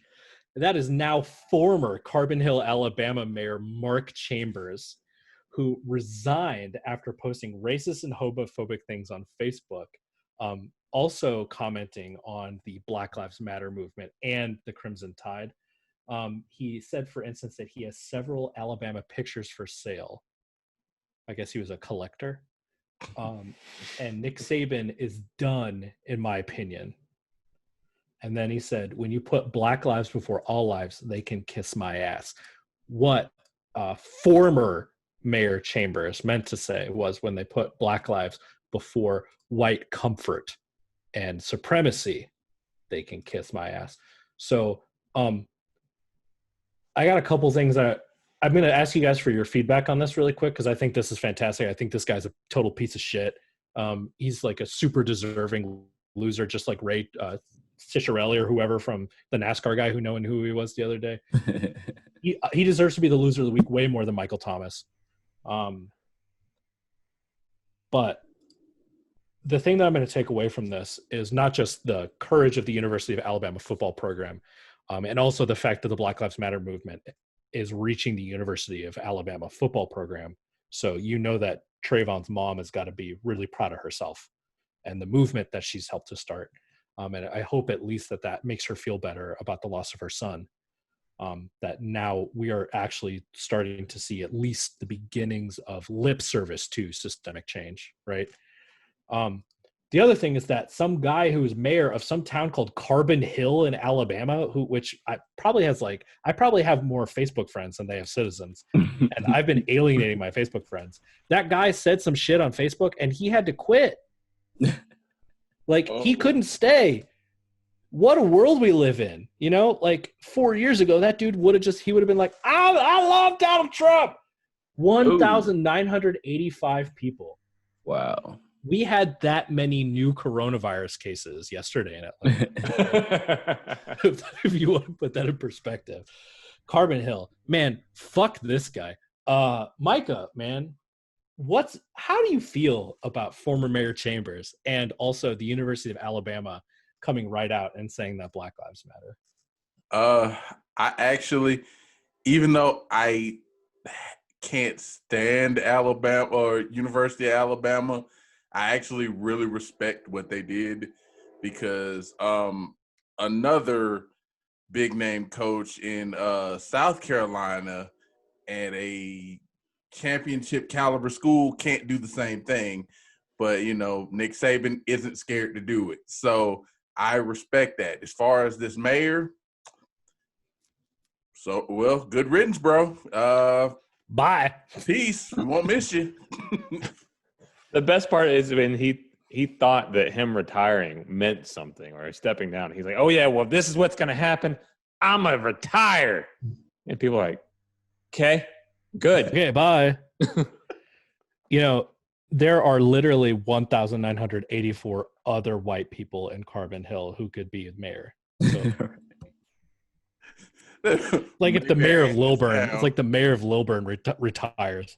Oh no, what are we gonna do, Johnny Christ?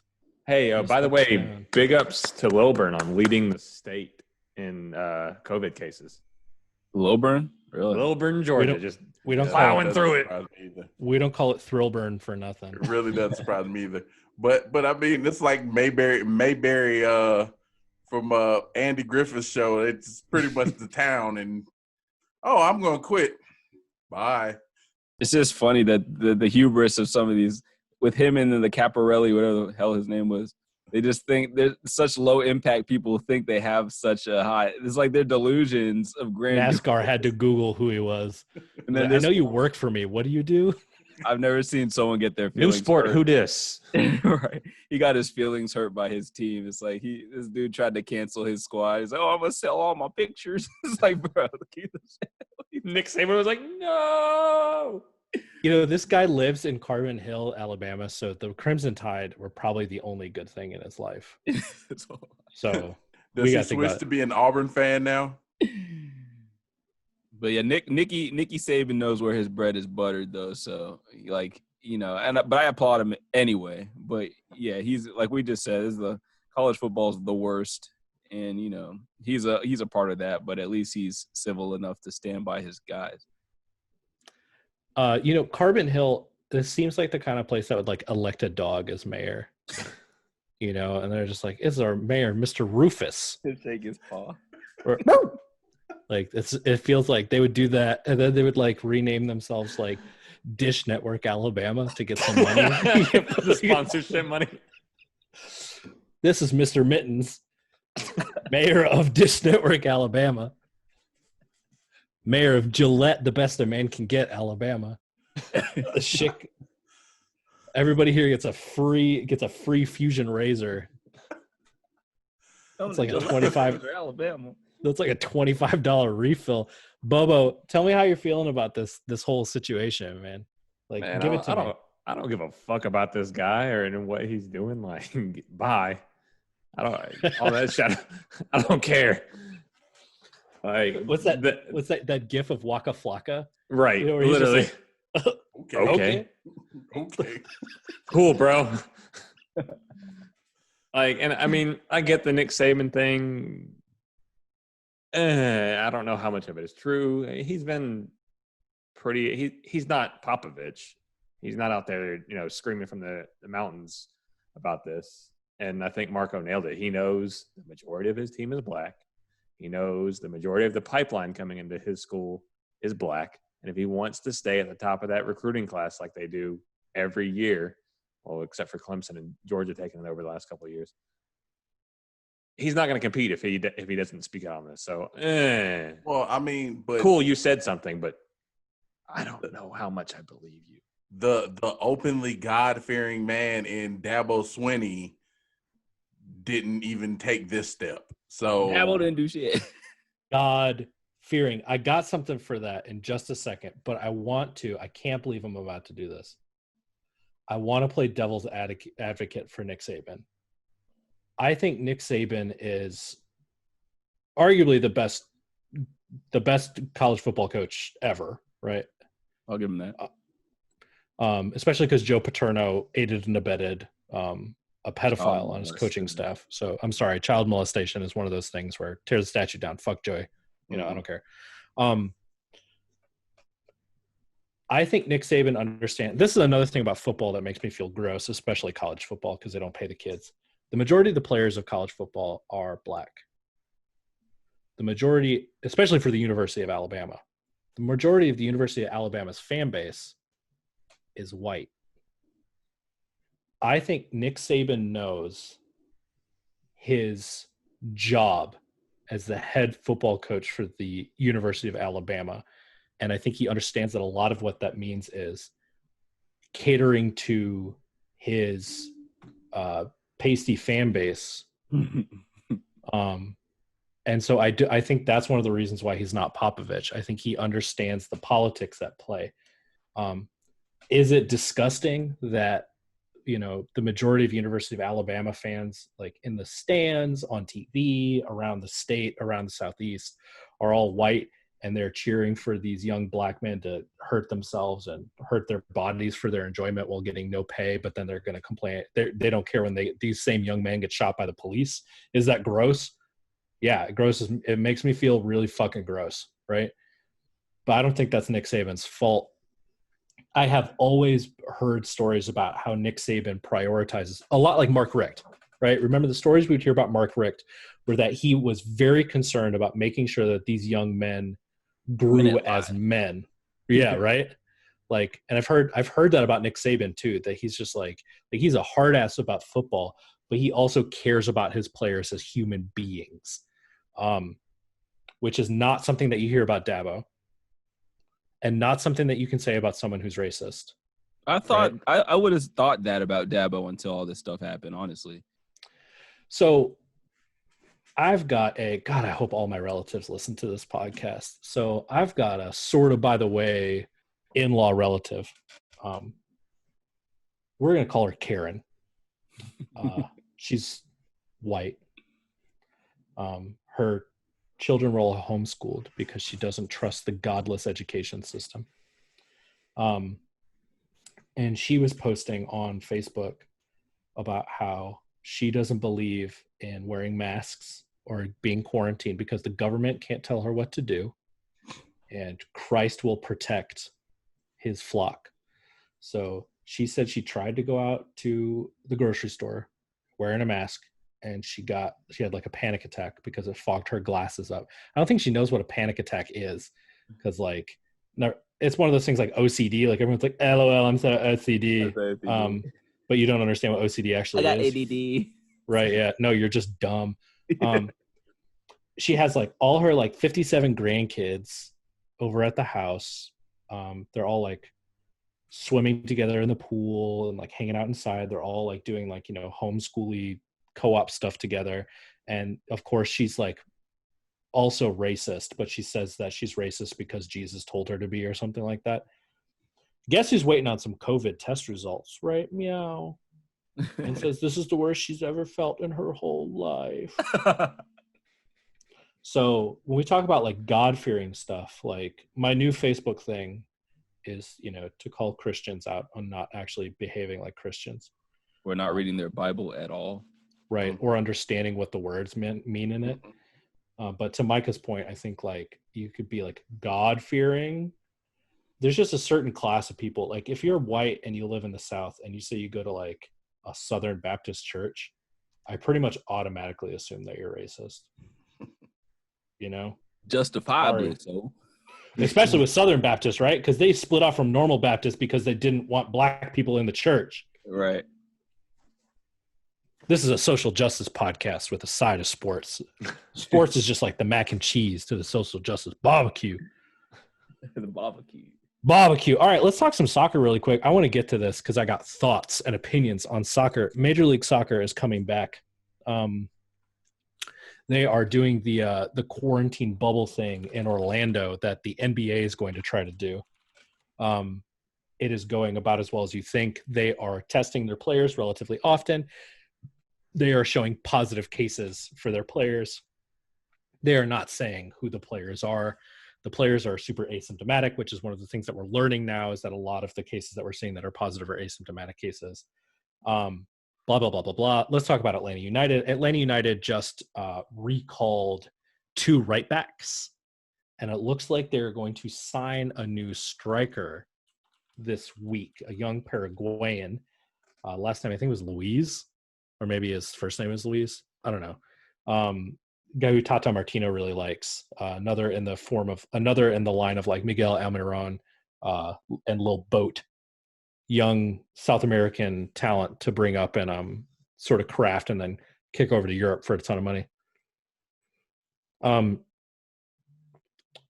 So I think Atlanta has as good of a chance of winning this tournament as anybody. I'm of the opinion that sports get canceled by the end of this tournament, so this will count as a season. And I also believe that Atlanta will get another trophy just because I think they'll get another trophy. The group is relatively easy with New York Red Bulls being the only real tough out.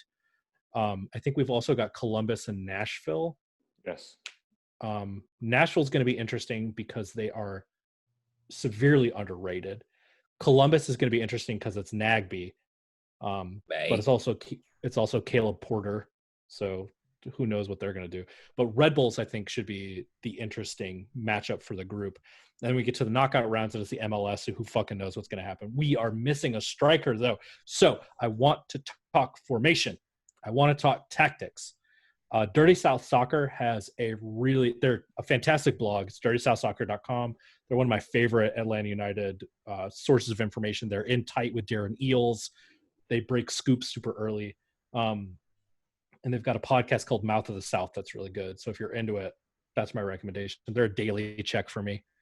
But they have a really great article about Dutch soccer philosophy and sort of where FDB gets his ideas from. I'm not going to recap it. I'm just going to give you my lineups. I'm going to explain why I'm putting them in this formation. And I want to see what you guys think about how Atlanta is going to attack this season. But also sort of how they're like what they're going to look like when they do it. Does that sound cool? Mm-hmm. All right. So I'm going to put Atlanta in a 3-4-1-2. So that's 3 defenders, 4 midfielders, 1 attacking midfielder, and 2 strikers up top. My 3 defenders, we got Brad Guzan in goal. Bam. My 3 defenders are going to be Miles Robinson. Beast. Obviously. Fernando Meza. And Franco Escobar. My 4 midfielders starting on the left. At left back, I have George Bello playing that left back wing back position. Defensive midfielder, I have Eric Remedi. Right midfielder, either like a hybrid 6-8 sort of defensive offensive midfielder, I have Emerson Hyman. And right back, I have Brooks Lennon at right back, right wing back. Then none. Central attacking midfielder is going to be El Piti Martinez. And I'm going to put Lil Boat and Adam John up at the top in 2 dual strikers. The only thing that's going to complicate this is Rossetto, who plays as a nice number 8. So I can see in places where we need to get more offensive, he would come in for Remedi. You also have Laurentowicz to come in for Heinemann if we need to reinforce on the defensive side.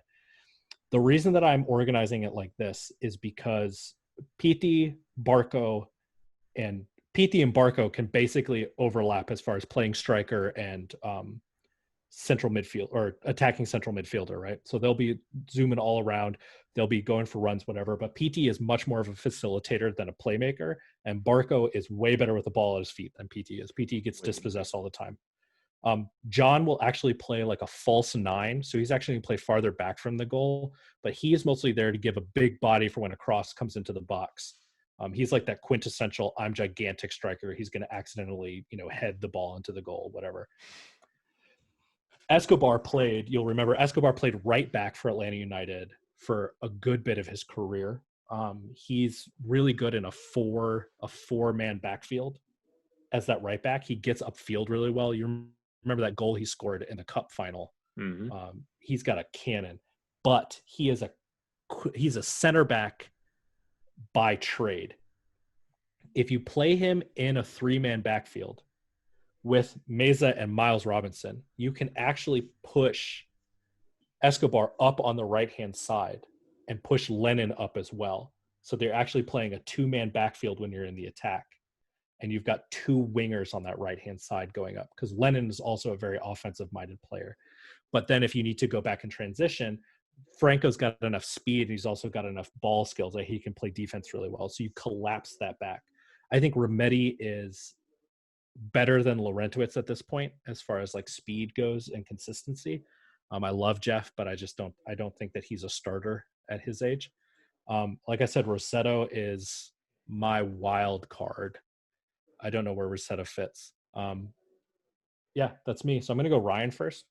Does that formation fit into DeBoer's philosophy and what he wants to do? Because he's been trying to transition this. Is this more into his liking? DeBoer likes a 3-4-3. That's his preferred formation. That's the formation we rolled out with at the beginning of last season. When we looked terrible. Then we switched back to a 4-3-3, and then we did a 4-3-1-2. I think that central attack. The only reason why I'm saying a 3-4-1-2 instead of a 3-4-3 is to just differentiate between the roles that I see PT having and Barco. But you could really say 3-4-3 because those three up top are all going to be interchangeable. That's how they play, and that's how they've played under Frank DeBoer. With the losses that we've seen on that back line, on the edges of it, do we have the strength there to make that? We are 100% healthy at center back. Right. But your left and your right backs. We are 100% healthy at left and right back, and we just recalled 2 right backs from their loan spells. We pulled back John Gallagher from Aberdeen, and some other cat we also pulled back. So we actually have super depth at right back. Left back, I am concerned.com. But I don't know what our left back depth looks like. I know that we don't have Pogba anymore. I miss Florentine. But I think that if we get into a pickle, you can shift to a 4-man back line and just play 3 center backs. Or you can pull one of our wingers out and drop them over on the left-hand side and have them play wing back rather than playing defense.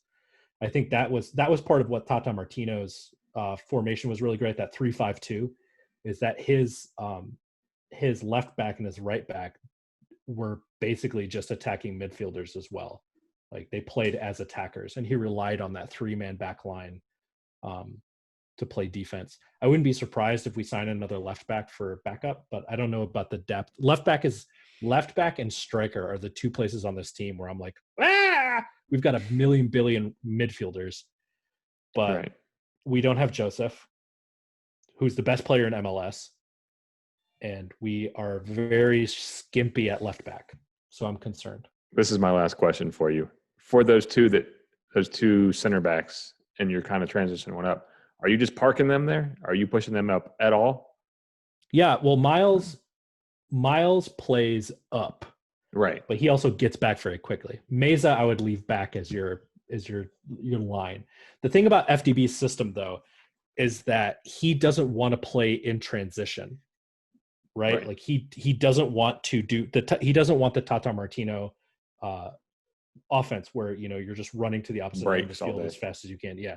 He wants to play short passing possession based soccer, which means that when your center backs start progressing up the field, they shouldn't be progressing as far as quickly, and you should be able to react to those transitionary moments a little bit faster. I also think that we are unreasonably suited for those sorts of moments with Miles Robinson at center back, because he's the fastest defender I've seen in a long time. Like if that kid doesn't make it onto the national team, that Greg Berhalter should be tarred and feathered. So I want to, since I'm a blossoming football fan, obviously I can't get too much into strategy and stuff like that. But what I do want to ask is, obviously Joseph, we all know, is the best player in the league. Who needs to, because obviously it's going to be hard for us you can't just replace your best player and just roll floor like nothing happened. Who needs to step up to that level, and who can sort of facilitate that role? Because like you said, we're weak in the striker position. Who needs to step up to that next level for us to really stand a chance to compete for this trophy here? I have 3 huge question marks for this team in this championship. The first is at striker. I think that we have a South American Player of the Year in PT Martinez, who has so far underperformed drastically. Yeah. And we have a cat who is about, one solid season away from going to Europe in Ezequiel Barco. But with those flashes of brilliance, I need to see them more often. And especially now that Joseph isn't here and he can't be the focus of the attack. I'm going to need these guys to really, especially PT. I think he's my number one question mark, is that number 10. Atlanta hasn't had a game-changing distributor at central attacking midfielder since Miggy left. Miggy. And so who is that? Can PT play the role of a Miggy, or is he more of like a an attacking kind of striker kind of guy? Can he facilitate as well as Miggy did? Because Miggy was so fast and. So that was one of the things when Elegant. we were looking at that was one of the things we were looking at signing PT, is that he was a number 10. He's a central attacking midfielder at River Plate. He just also happened to score at will from River Plate as well. But we couldn't figure out a way. If we didn't sell Miguel Almiron, we couldn't think of a way that we could also include PT, because they have a positional overlap. FDB has tried to play PT out on the wing in that 3-4-3. That didn't go very well either. I think PT has solidified himself as that central midfielder facilitator. He may start on the right-hand side, but he will drift into the middle and act as that facilitator.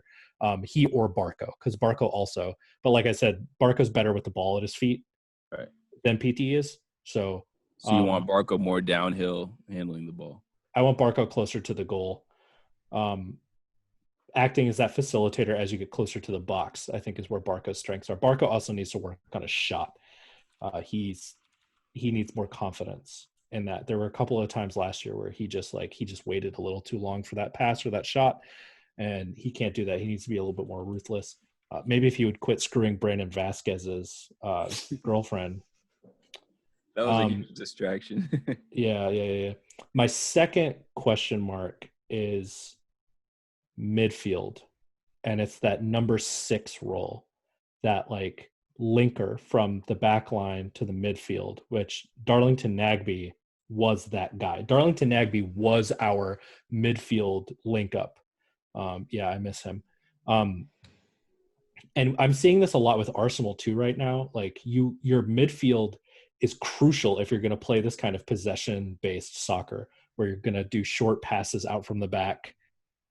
And then your center backs are going to pass up to the midfield. The midfield needs to be able to get through the opposing team and get it up to your strikers. And that's a lot of where we ran into issues last season too, when Darlington was out, is you couldn't get the ball to Joseph, right? Like it would just kick around with Remedi and Heinemann and those guys in the midfield, which is where I'm sort of on Heinemann. And that's why I include Remedi in the team, because Remedi is angry enough that I think he can push the ball forward. And then left back is my third big question mark. I think Bello's got potential, but he's also been hurt, and he doesn't do us any good on the bench. What happened to the four we drafted who was promising? Is he on 2? Is he UTD 2 right now? Yeah. And we've got like Mo Adams, who looks like he's got a lot of potential. We've got more midfielders than I could possibly name. So we have some lineup flexibility there. I think that we have the capability to run away with this tournament if we have on paper the most talented team in all of MLS. Like no one else has a South American Player of the Year who won the Copa Libertadores and PT Martinez, right? PT should be beating Joseph's scoring record, If our players play up to their caliber, it's ours. That's it. Assuming it doesn't get canceled for COVID, which is our next topic that we're moving into. So MLS has got a bunch of players that have tested positive for COVID. They're going to play in Orlando, which is the same place that the National Basketball Association is playing. The National Basketball Association announced today that Spencer Dinwiddie and what's his name, DeAndre Jordan, are both COVID positive and are both out for the tournament. Dinwiddie has not announced that he's pulling out. He's going to be out. I'm just telling you, he's going to be out. What? Are we gonna have basketball? You think so, Dollar? So they're Yeah. also gonna paint Black Lives Matter on all the courts that they're using, which is cool. And they're experimenting with the idea of letting players pull a "he hate me" and put things on the back of their jersey. Ja Morant had to apologize because he put "fuck 12" on his jersey. Clever. Grizzlies PR. I think this is one of those things where, like, Drew Brees wrote his apology for complaining about flag protests, and we're like, oh, this was written by the NFL's PR department. It seems like Ja Morant's apology was the Grizzlies PR. Oh, definitely. It was too long for it to was. be from Ja. It was Yeah. like a whole paragraph. I wasn't trying to read all that. What else is up with the NBA? Trey Young's is signing with Clutch Sports. Isn't that Rich Paul? Yeah. Really LeBron. It's really LeBron. And Rich Paul. So Rich Paul, I was just reading about that. I was reading a Lakers truther thread. The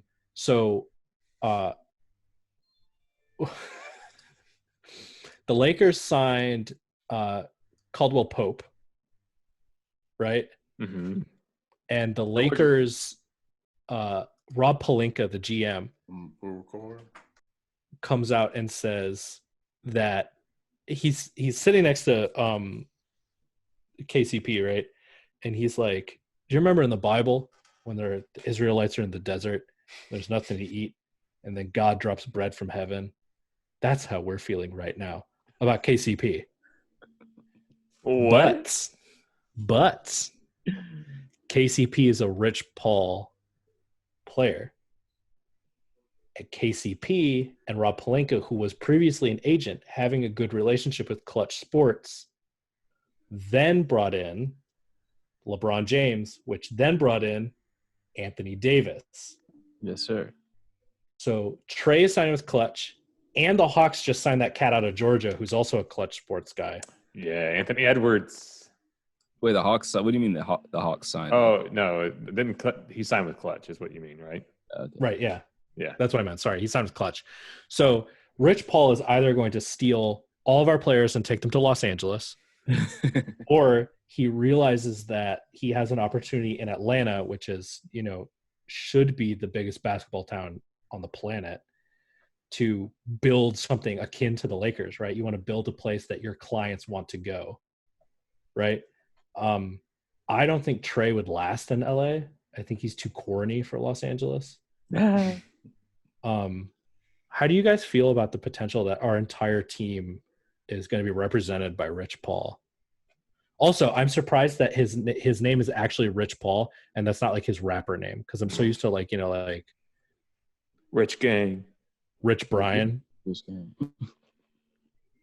Roddy Rich. How do you feel, Micah? Tell me your thoughts on this super agent thing.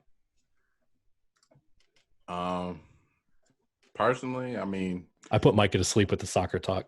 no. You're good. You're good. What? I mean, No, I don't have a problem with it. I mean, it's the same thing across most sports lines, though. I mean, predominantly black sports, the athletes sign with black. Now that you have a prominent black agent, of course. I mean, when Jay-Z got into managing, being agent, folks signed with him. So now Rich Paul is the big dog as far as black agents. So a lot of the top athletes are going to sign with him, and we see how well he's helped LeBron kind of mold all of his empire. So it's like everybody's just like, all right, yeah, this is the way to go. So, Mako. Yeah, I don't think it's a big deal because I think, as was evidenced with LeBron going there, I think regardless of the fact that they're represented by the same people, I think a lot of these younger players don't want to play with LeBron because they see the LeBron effect. They might like him and they might admire him, but I don't really think they want to play with him. And the only player who wanted to play with him was Anthony Davis because there were so many other players on the table and they're all like, nah, we're good. So I think with the youth, I think they're sort of not enamored with LeBron as a player, more so as like, the Godfather, the GM, the commissioner. Do you think that Anthony Davis actually knows more about what LeBron's going through than anyone else in the league? You know, like Anthony Davis was at like a small mid-market team where he was the only talent on the team besides when they brought Boogie in for a little bit. And he was like the face of that franchise. And then he got like no help. But that's the thing. I'm going to say, well, okay, I'll phrase it like this. Yes, he does know what LeBron's going through because similar to LeBron, he had plenty of help. His team was actually really good. That when they got I think they got swept by the Warriors, or they might have got one game. I forget what it was. But then that next season, he completely mailed it in. That team was actually a very strong team, a playoff team. You got freaking Drew and AD together on a team, and y'all can't make the playoffs yet because he mailed it in. And I'm not going to say LeBron's ever mailed it in that bad, but obviously LeBron got the name Quitness for a reason. I still don't think he knows what LeBron went through, though. Bobo. What part am I answering here? Rich do I have Paul! Do I have a problem with it? No. I mean, agents don't mean as much anymore to me just because social media is such a big deal that, yeah, it's cool. I like to see Rich Paul building this because the NBA was against him for so long.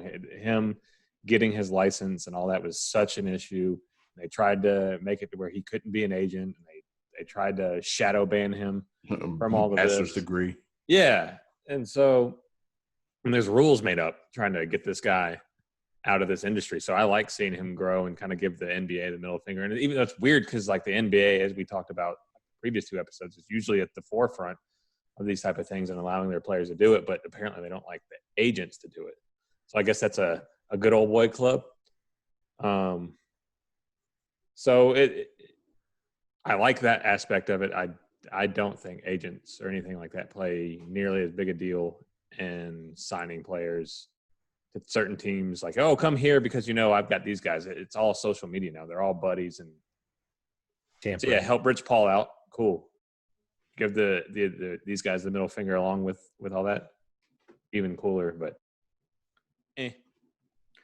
the NBA used to be one of those sports where or one of those leagues where people would talk about the market. They'd be like, you want to play at the Garden. Right. It doesn't seem like that's really what's happening anymore. Like the Knicks can't get anybody. Buy a free agent. No. Boston is still a pretty big draw, but I think you're seeing more alignment along being with certain players, right? Like guys want to go to San Francisco. Guys want to go to they want to go to LA, but it's not because it's the Lakers and you're playing at Staples Center. It's because it's LeBron, right. Or it's because it's Kawhi. Guys want to go to Houston, because they want to play with Harden and they want to play with Russell Westbrook, or Portland with Dame.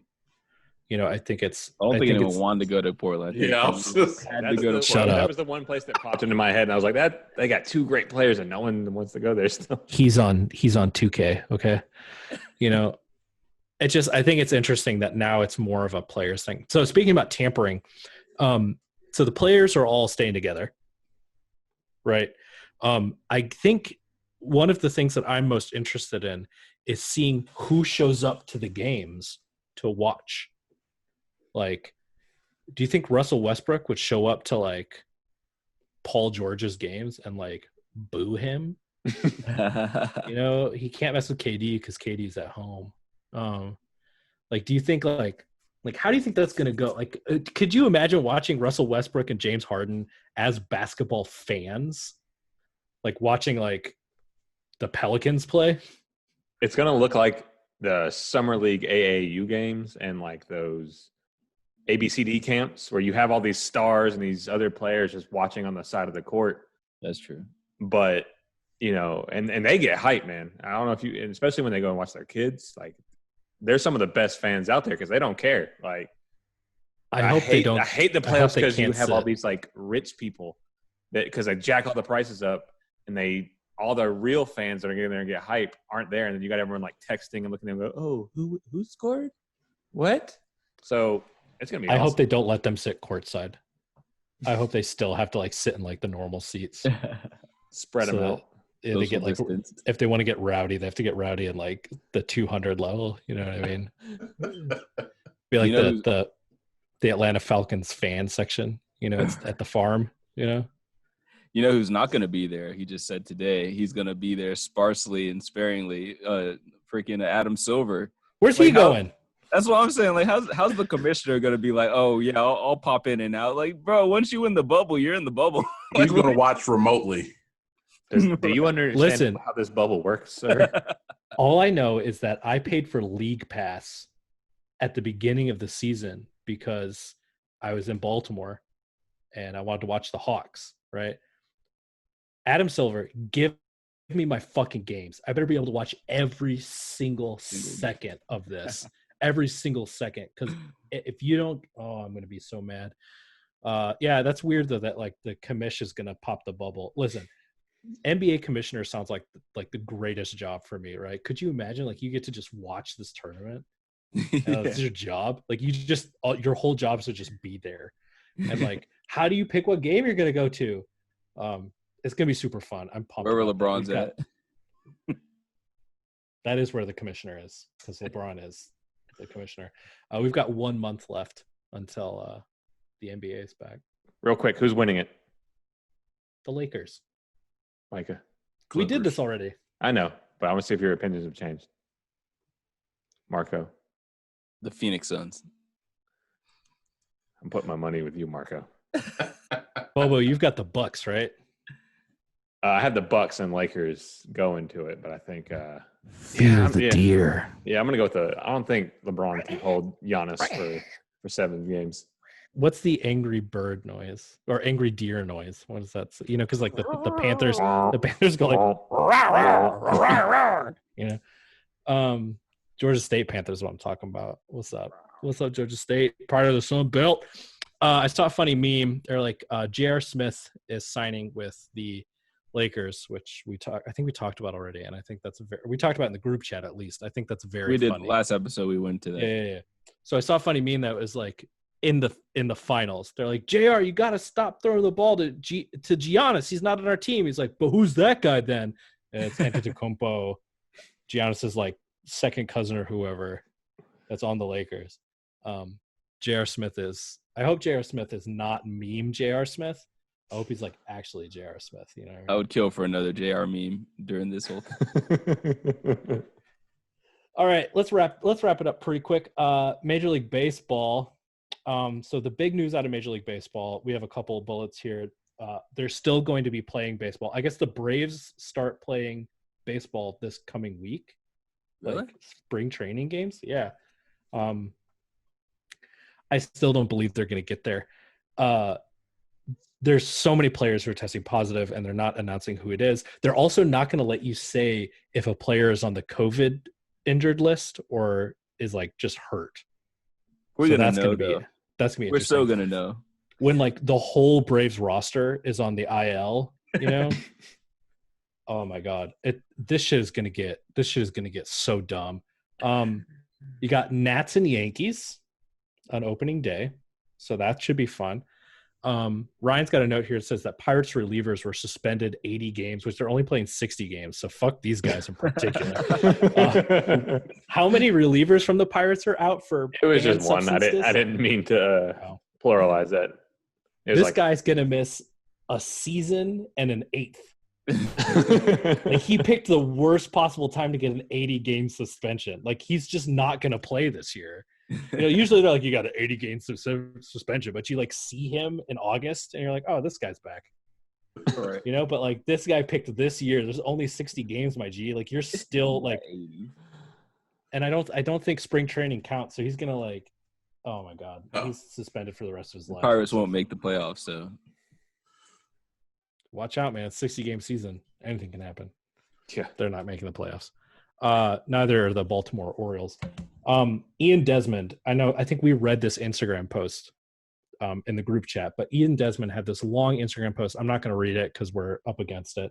But anybody listening, I encourage you to go read this post. It touches on everything. He is sitting out, and he is using his opportunity to sit out to protest against all of the things that we've talked about Major League Baseball doing to hurt itself and the next generation.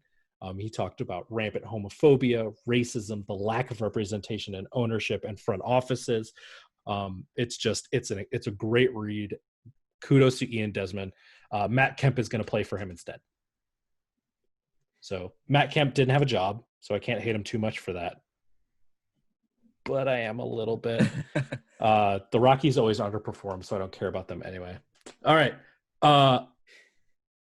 What the fuck is dad bod theory? So this will be our lightning round for everybody. And I'm going to lead it off by, Lionel, you know what? I know your answer. So when I ask this, just nod. So do any of y'all have any like half-baked ideas that you storm up in your own brain? You're like, that's the reason why that happens. I now understand life better because I've formulated this own theory. Marco's got this whole like notebook where he has scribbled his conspiracy theories about this. It's got red lines everywhere. He's got all his like 5G conspiracy in there. And you're like, you Birds know what? are actually robots. There's no birds in Washington. And I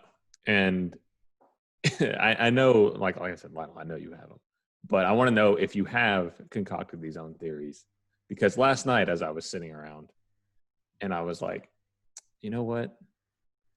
I know the reason I've gained my dad bod back is because it's like, you know, other than Corona, and I know why a lot of guys do it too, is because nature, we're inherently pre-programmed to, when we have children as men, because, you know, like if you look around all of Mother Nature, our job is to spread our seed and spread it wide and far and reproduce as much as we can. But that's not what Jesus says. So we get fat, and when we get fat, it makes us want to stay home more, and therefore it'll keep us near the children. Like I said, this is a half-baked idea, Lionel. You want to stay home more because you're ashamed of your fatness? No. Do you know why I have dad bod, Bobo? Because you eat too much pizza. When I was in the Marine Corps, I ate like 3,000, 4,000 calories a day. And I weighed 175 pounds, and I was 6'3". And you burned 5,000 a day. Oh my God. I had to be on double rations at boot camp. Like I was tiny, dude. I was running everywhere and carrying heavy stuff and, you know, defending freedom and shooting a terrorist. Hell yeah. And then I got home and like, I still eat like that. Mm-hmm. And my metabolism has slowed way down, but I still eat like that. The reason I have a dad bod and the reason why I'm the heaviest that I've ever been is because I hate fucking exercising. And ladies and gentlemen, you need to exercise if you don't want to be a fat piece of shit like me. So I don't have a dad bod because evolution's like stay home and make more babies. You think I have that, a dad bod Lionel? I have a dad bod because I'm fucking lazy. And I hate exercising. You have hit that. You know what? You've reproduced and you've spread your seed, Lionel. And now you must stay home to protect them. No, maybe that you might be onto something somewhere where like I've been married for long enough. I'm just like, whatever. You know, like I don't have anybody to impress anymore. You know what I mean? So like, it's like, who cares? So what's your lightning round question now that you've told us your theory? I just want to know if y'all have any of those. Marco, those theories. What's your Mike, crazy I know you theory do. about You life? do. You just may not realize it. Let me hear. And it doesn't have to be related to these big things. I'm just trying to think. Like it. How would you frame this in terms of like a theory that you've concocted? Just because Yeah. Have you devised your own theory, and you think it's so true because you've thought of it, and you have no one else to fight in your brain to tell you otherwise? Go ahead, Mike. I'm trying to think of something. I mean, I got to think of something too. I mean, it's kind of a weird on the spot question. Almost like a lightning round question. So the CIA declassified a set of documents exploring the hypothesis that the universe is actually a simulation. So I've got one. Okay. So at a quantum level, you cannot tell where a quantum particle is at any period of time, right? It just goes boop, boop, boop. It doesn't move, it just appears. Now, when we're talking about video game production in the early, whenever it was, you didn't have enough memory to simulate the movement of certain things beyond a certain point, right? You couldn't simulate from A to B. You couldn't show it moving. It just flipped from A to B. So we are living in a simulation. We are living in a computer simulation, which is advanced enough to give us all sentience and to let us come up with the idea that we're living in a computer simulation. But when we dive down to the quantum level, we have reached the memory and processing limits of the simulation. And the simulation cannot accurately simulate the positioning and movement of quantum particles. And that's why quantum mechanics makes no fucking sense. And that's why the grand unified theory doesn't work, is because it's not actually a real universe. It's just somebody's really dumb, like, Farmville game. But like space alien Farmville. You know what I'm saying? I like that one. That you've thought about that long enough. I can tell that it's put together. I like it. I have like a God and death theory that it's not like funny or anything, but it's just sort of like how I guess it manages the way that I interpret thing and act. And it's just the fact that of the fact that God is both good and bad, so that everything is sort of, a lot of people try to put the whole thing on God, like, oh, well, this is good and God is good and God wants the best for you. But that's sort of not true. It's more so that God is good and bad. Just like people try to put the devil on the same level as like God's adversary, but all that stuff is below what God is supposed to be. And then the whole thing that I do believe that we reincarnate. So I think that when they say that you're trying to live to make the world a better place, it's like almost literally, because whether your energy, comes back. So you're literally coming back to the world that you left. So those sort of govern my temperament a lot. Because the simulation has a limited number of character models that it can use. Right, right. So you might come back as you might come back as somebody cheering in a right. You come back as a sprite in Madden 2002. No. I like that though, Marco. That whole like make the world a better place because you're coming back to live in it. Right. You're not escaping this shit, bro. Do you guys? Oh, I'll give that as my rec. I'll give that as my rec later. Micah, you got a crazy theory? I don't know how crazy it is though, but like lately I've been, for those who don't know, I graduated from Marist High in Atlanta, and I've recently followed a page, Black at Marist, where Black students anonymously post their racial stories and all how they discriminated or where folks just blatantly did racist stuff to them, and so it's this, and somebody today posted they did a theme for dance about Atlanta, like inner city Atlanta. So they said how the white students wanted to wear blackface, do rags, and play music so they can sing the N-word along with it. And it's this idea that white, mostly conservative folks, they want to say, like, they're raised to believe that they own everything, that everything belongs to them. So they want to say the N-word because it's like, oh, well, we created it, so we should be able to say it because it belongs to us as well. So that's kind of my idea, that the only reason they want to say it is because they believe they own everything, so that word belongs to them, not just Black people. So Pocahontas had a song about this. You think whatever land you land on, the earth is just a dead thing you can claim. Jess and I have this running thing where we see a place like, this is it barbecue, right? This is it This Um, is it. Thank you. So like I see like barbecues for the or billboards for This Is It or like commercials for This Is It, and I love barbecue. And we were driving by the one on Vista the other day. We were rolling. I was like, man, I really want to try it. That This Is It looks really good, but I think that's one of those spots that like that's not for me. It just is like, yeah, that's not for us. It's just not. And I'm like, it's like some of those like Memphis or Nashville hot chicken spots. Oh, You know, like I was when hot chicken was like a big thing, and the New York Times was like, here's the best hot chicken spot, and it's like in the hood in Nashville. Yeah. And I was like, that's not for me. Like that is not a It place. wasn't- there's Hattie B's, and then there was the other one that's like you have to Yeah. drive a little bit further to find. Right, but like that place is not for me. Like I can go, right? But like I shouldn't expect to have everyone be like, "Oh, the gringo is here." You know what I mean? Like I can go, but I shouldn't expect it to be for me because it's not for me. Yeah. Piece of But advice to you should all. still patronize them though, because they need I do. your business. Definitely go Well, to This Is It. I like going to places where like I went to a banh mi restaurant a few years ago where instead of my name they wrote white guy on the ticket.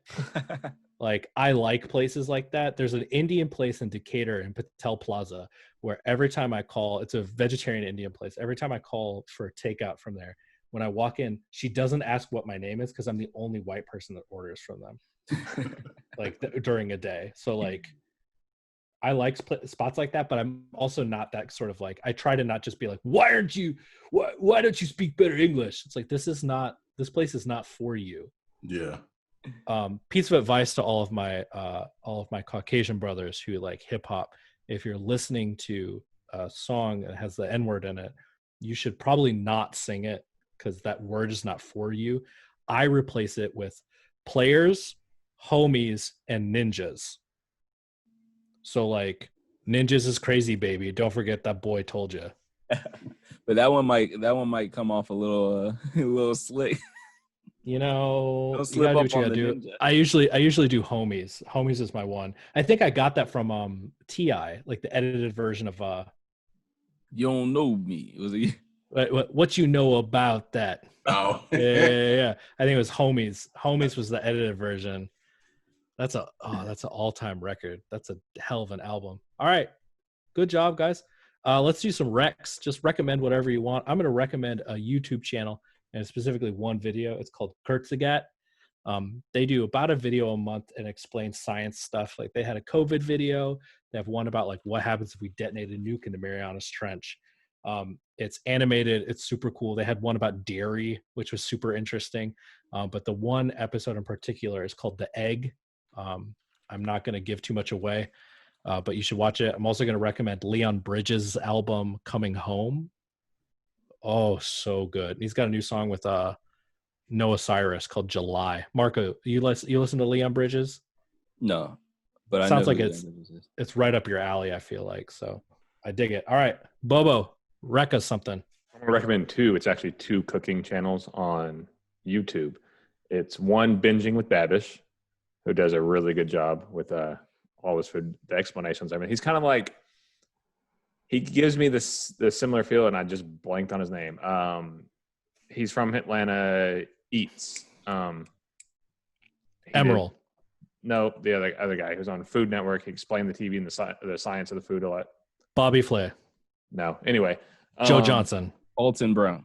Alton Brown, that's the one. He reminds me of him, kind of. Josh Smith. And then there's Sam, the cooking guy, who's more of a Babish is very put together and he's very precise, and he's more of like the brainy side of the food. Where Sam, the cooking guy, is like, you know what really fucking tastes good is when I stuff this shit with cheese and I fry it up real good and I make it like this. And you know what? By God, it fucking tastes great, and you should eat it. And this is why he has like a whole setup to where he goes out and grills a lot. But he's a really good listen. Marco, I think we were planning that one day we were cooking over here. But he's a really good follow. I like him. He's more of a lighthearted approach to cooking. Micah, hit me with that rec. I actually have two people, and these are friends of mine who are also ridiculously great chefs. First, I want to shout out a longtime friend of mine, one I graduated with, Chef Lambo, Stacy Lambert, Lambo. Atlanta area. Actually, this past weekend, I brought some shrimp and grits and her seafood mac and Was cheese. that seafood mac and cheese on Instagram, dude? Yes. Yeah, and also, and for my other chef, it's Chef Fred Fluellen, aka Flu or Flu University. So he's got a nice little channel that he breaks down a lot of his cooking and stuff for. Plus, his smoked salmon mac and cheese is ridiculous. So if you get a chance, go follow him on Instagram and order from them. The food is amazing. Mako, recommend some stuff. So there's this place called Righteous Wings. If you're in the Atlanta area, go there and get the Vindaloo wings. It's like, I don't know why more people don't do this, but it's like an Indian spiced chicken wing, and it's delicious. And what else do I gotta recommend?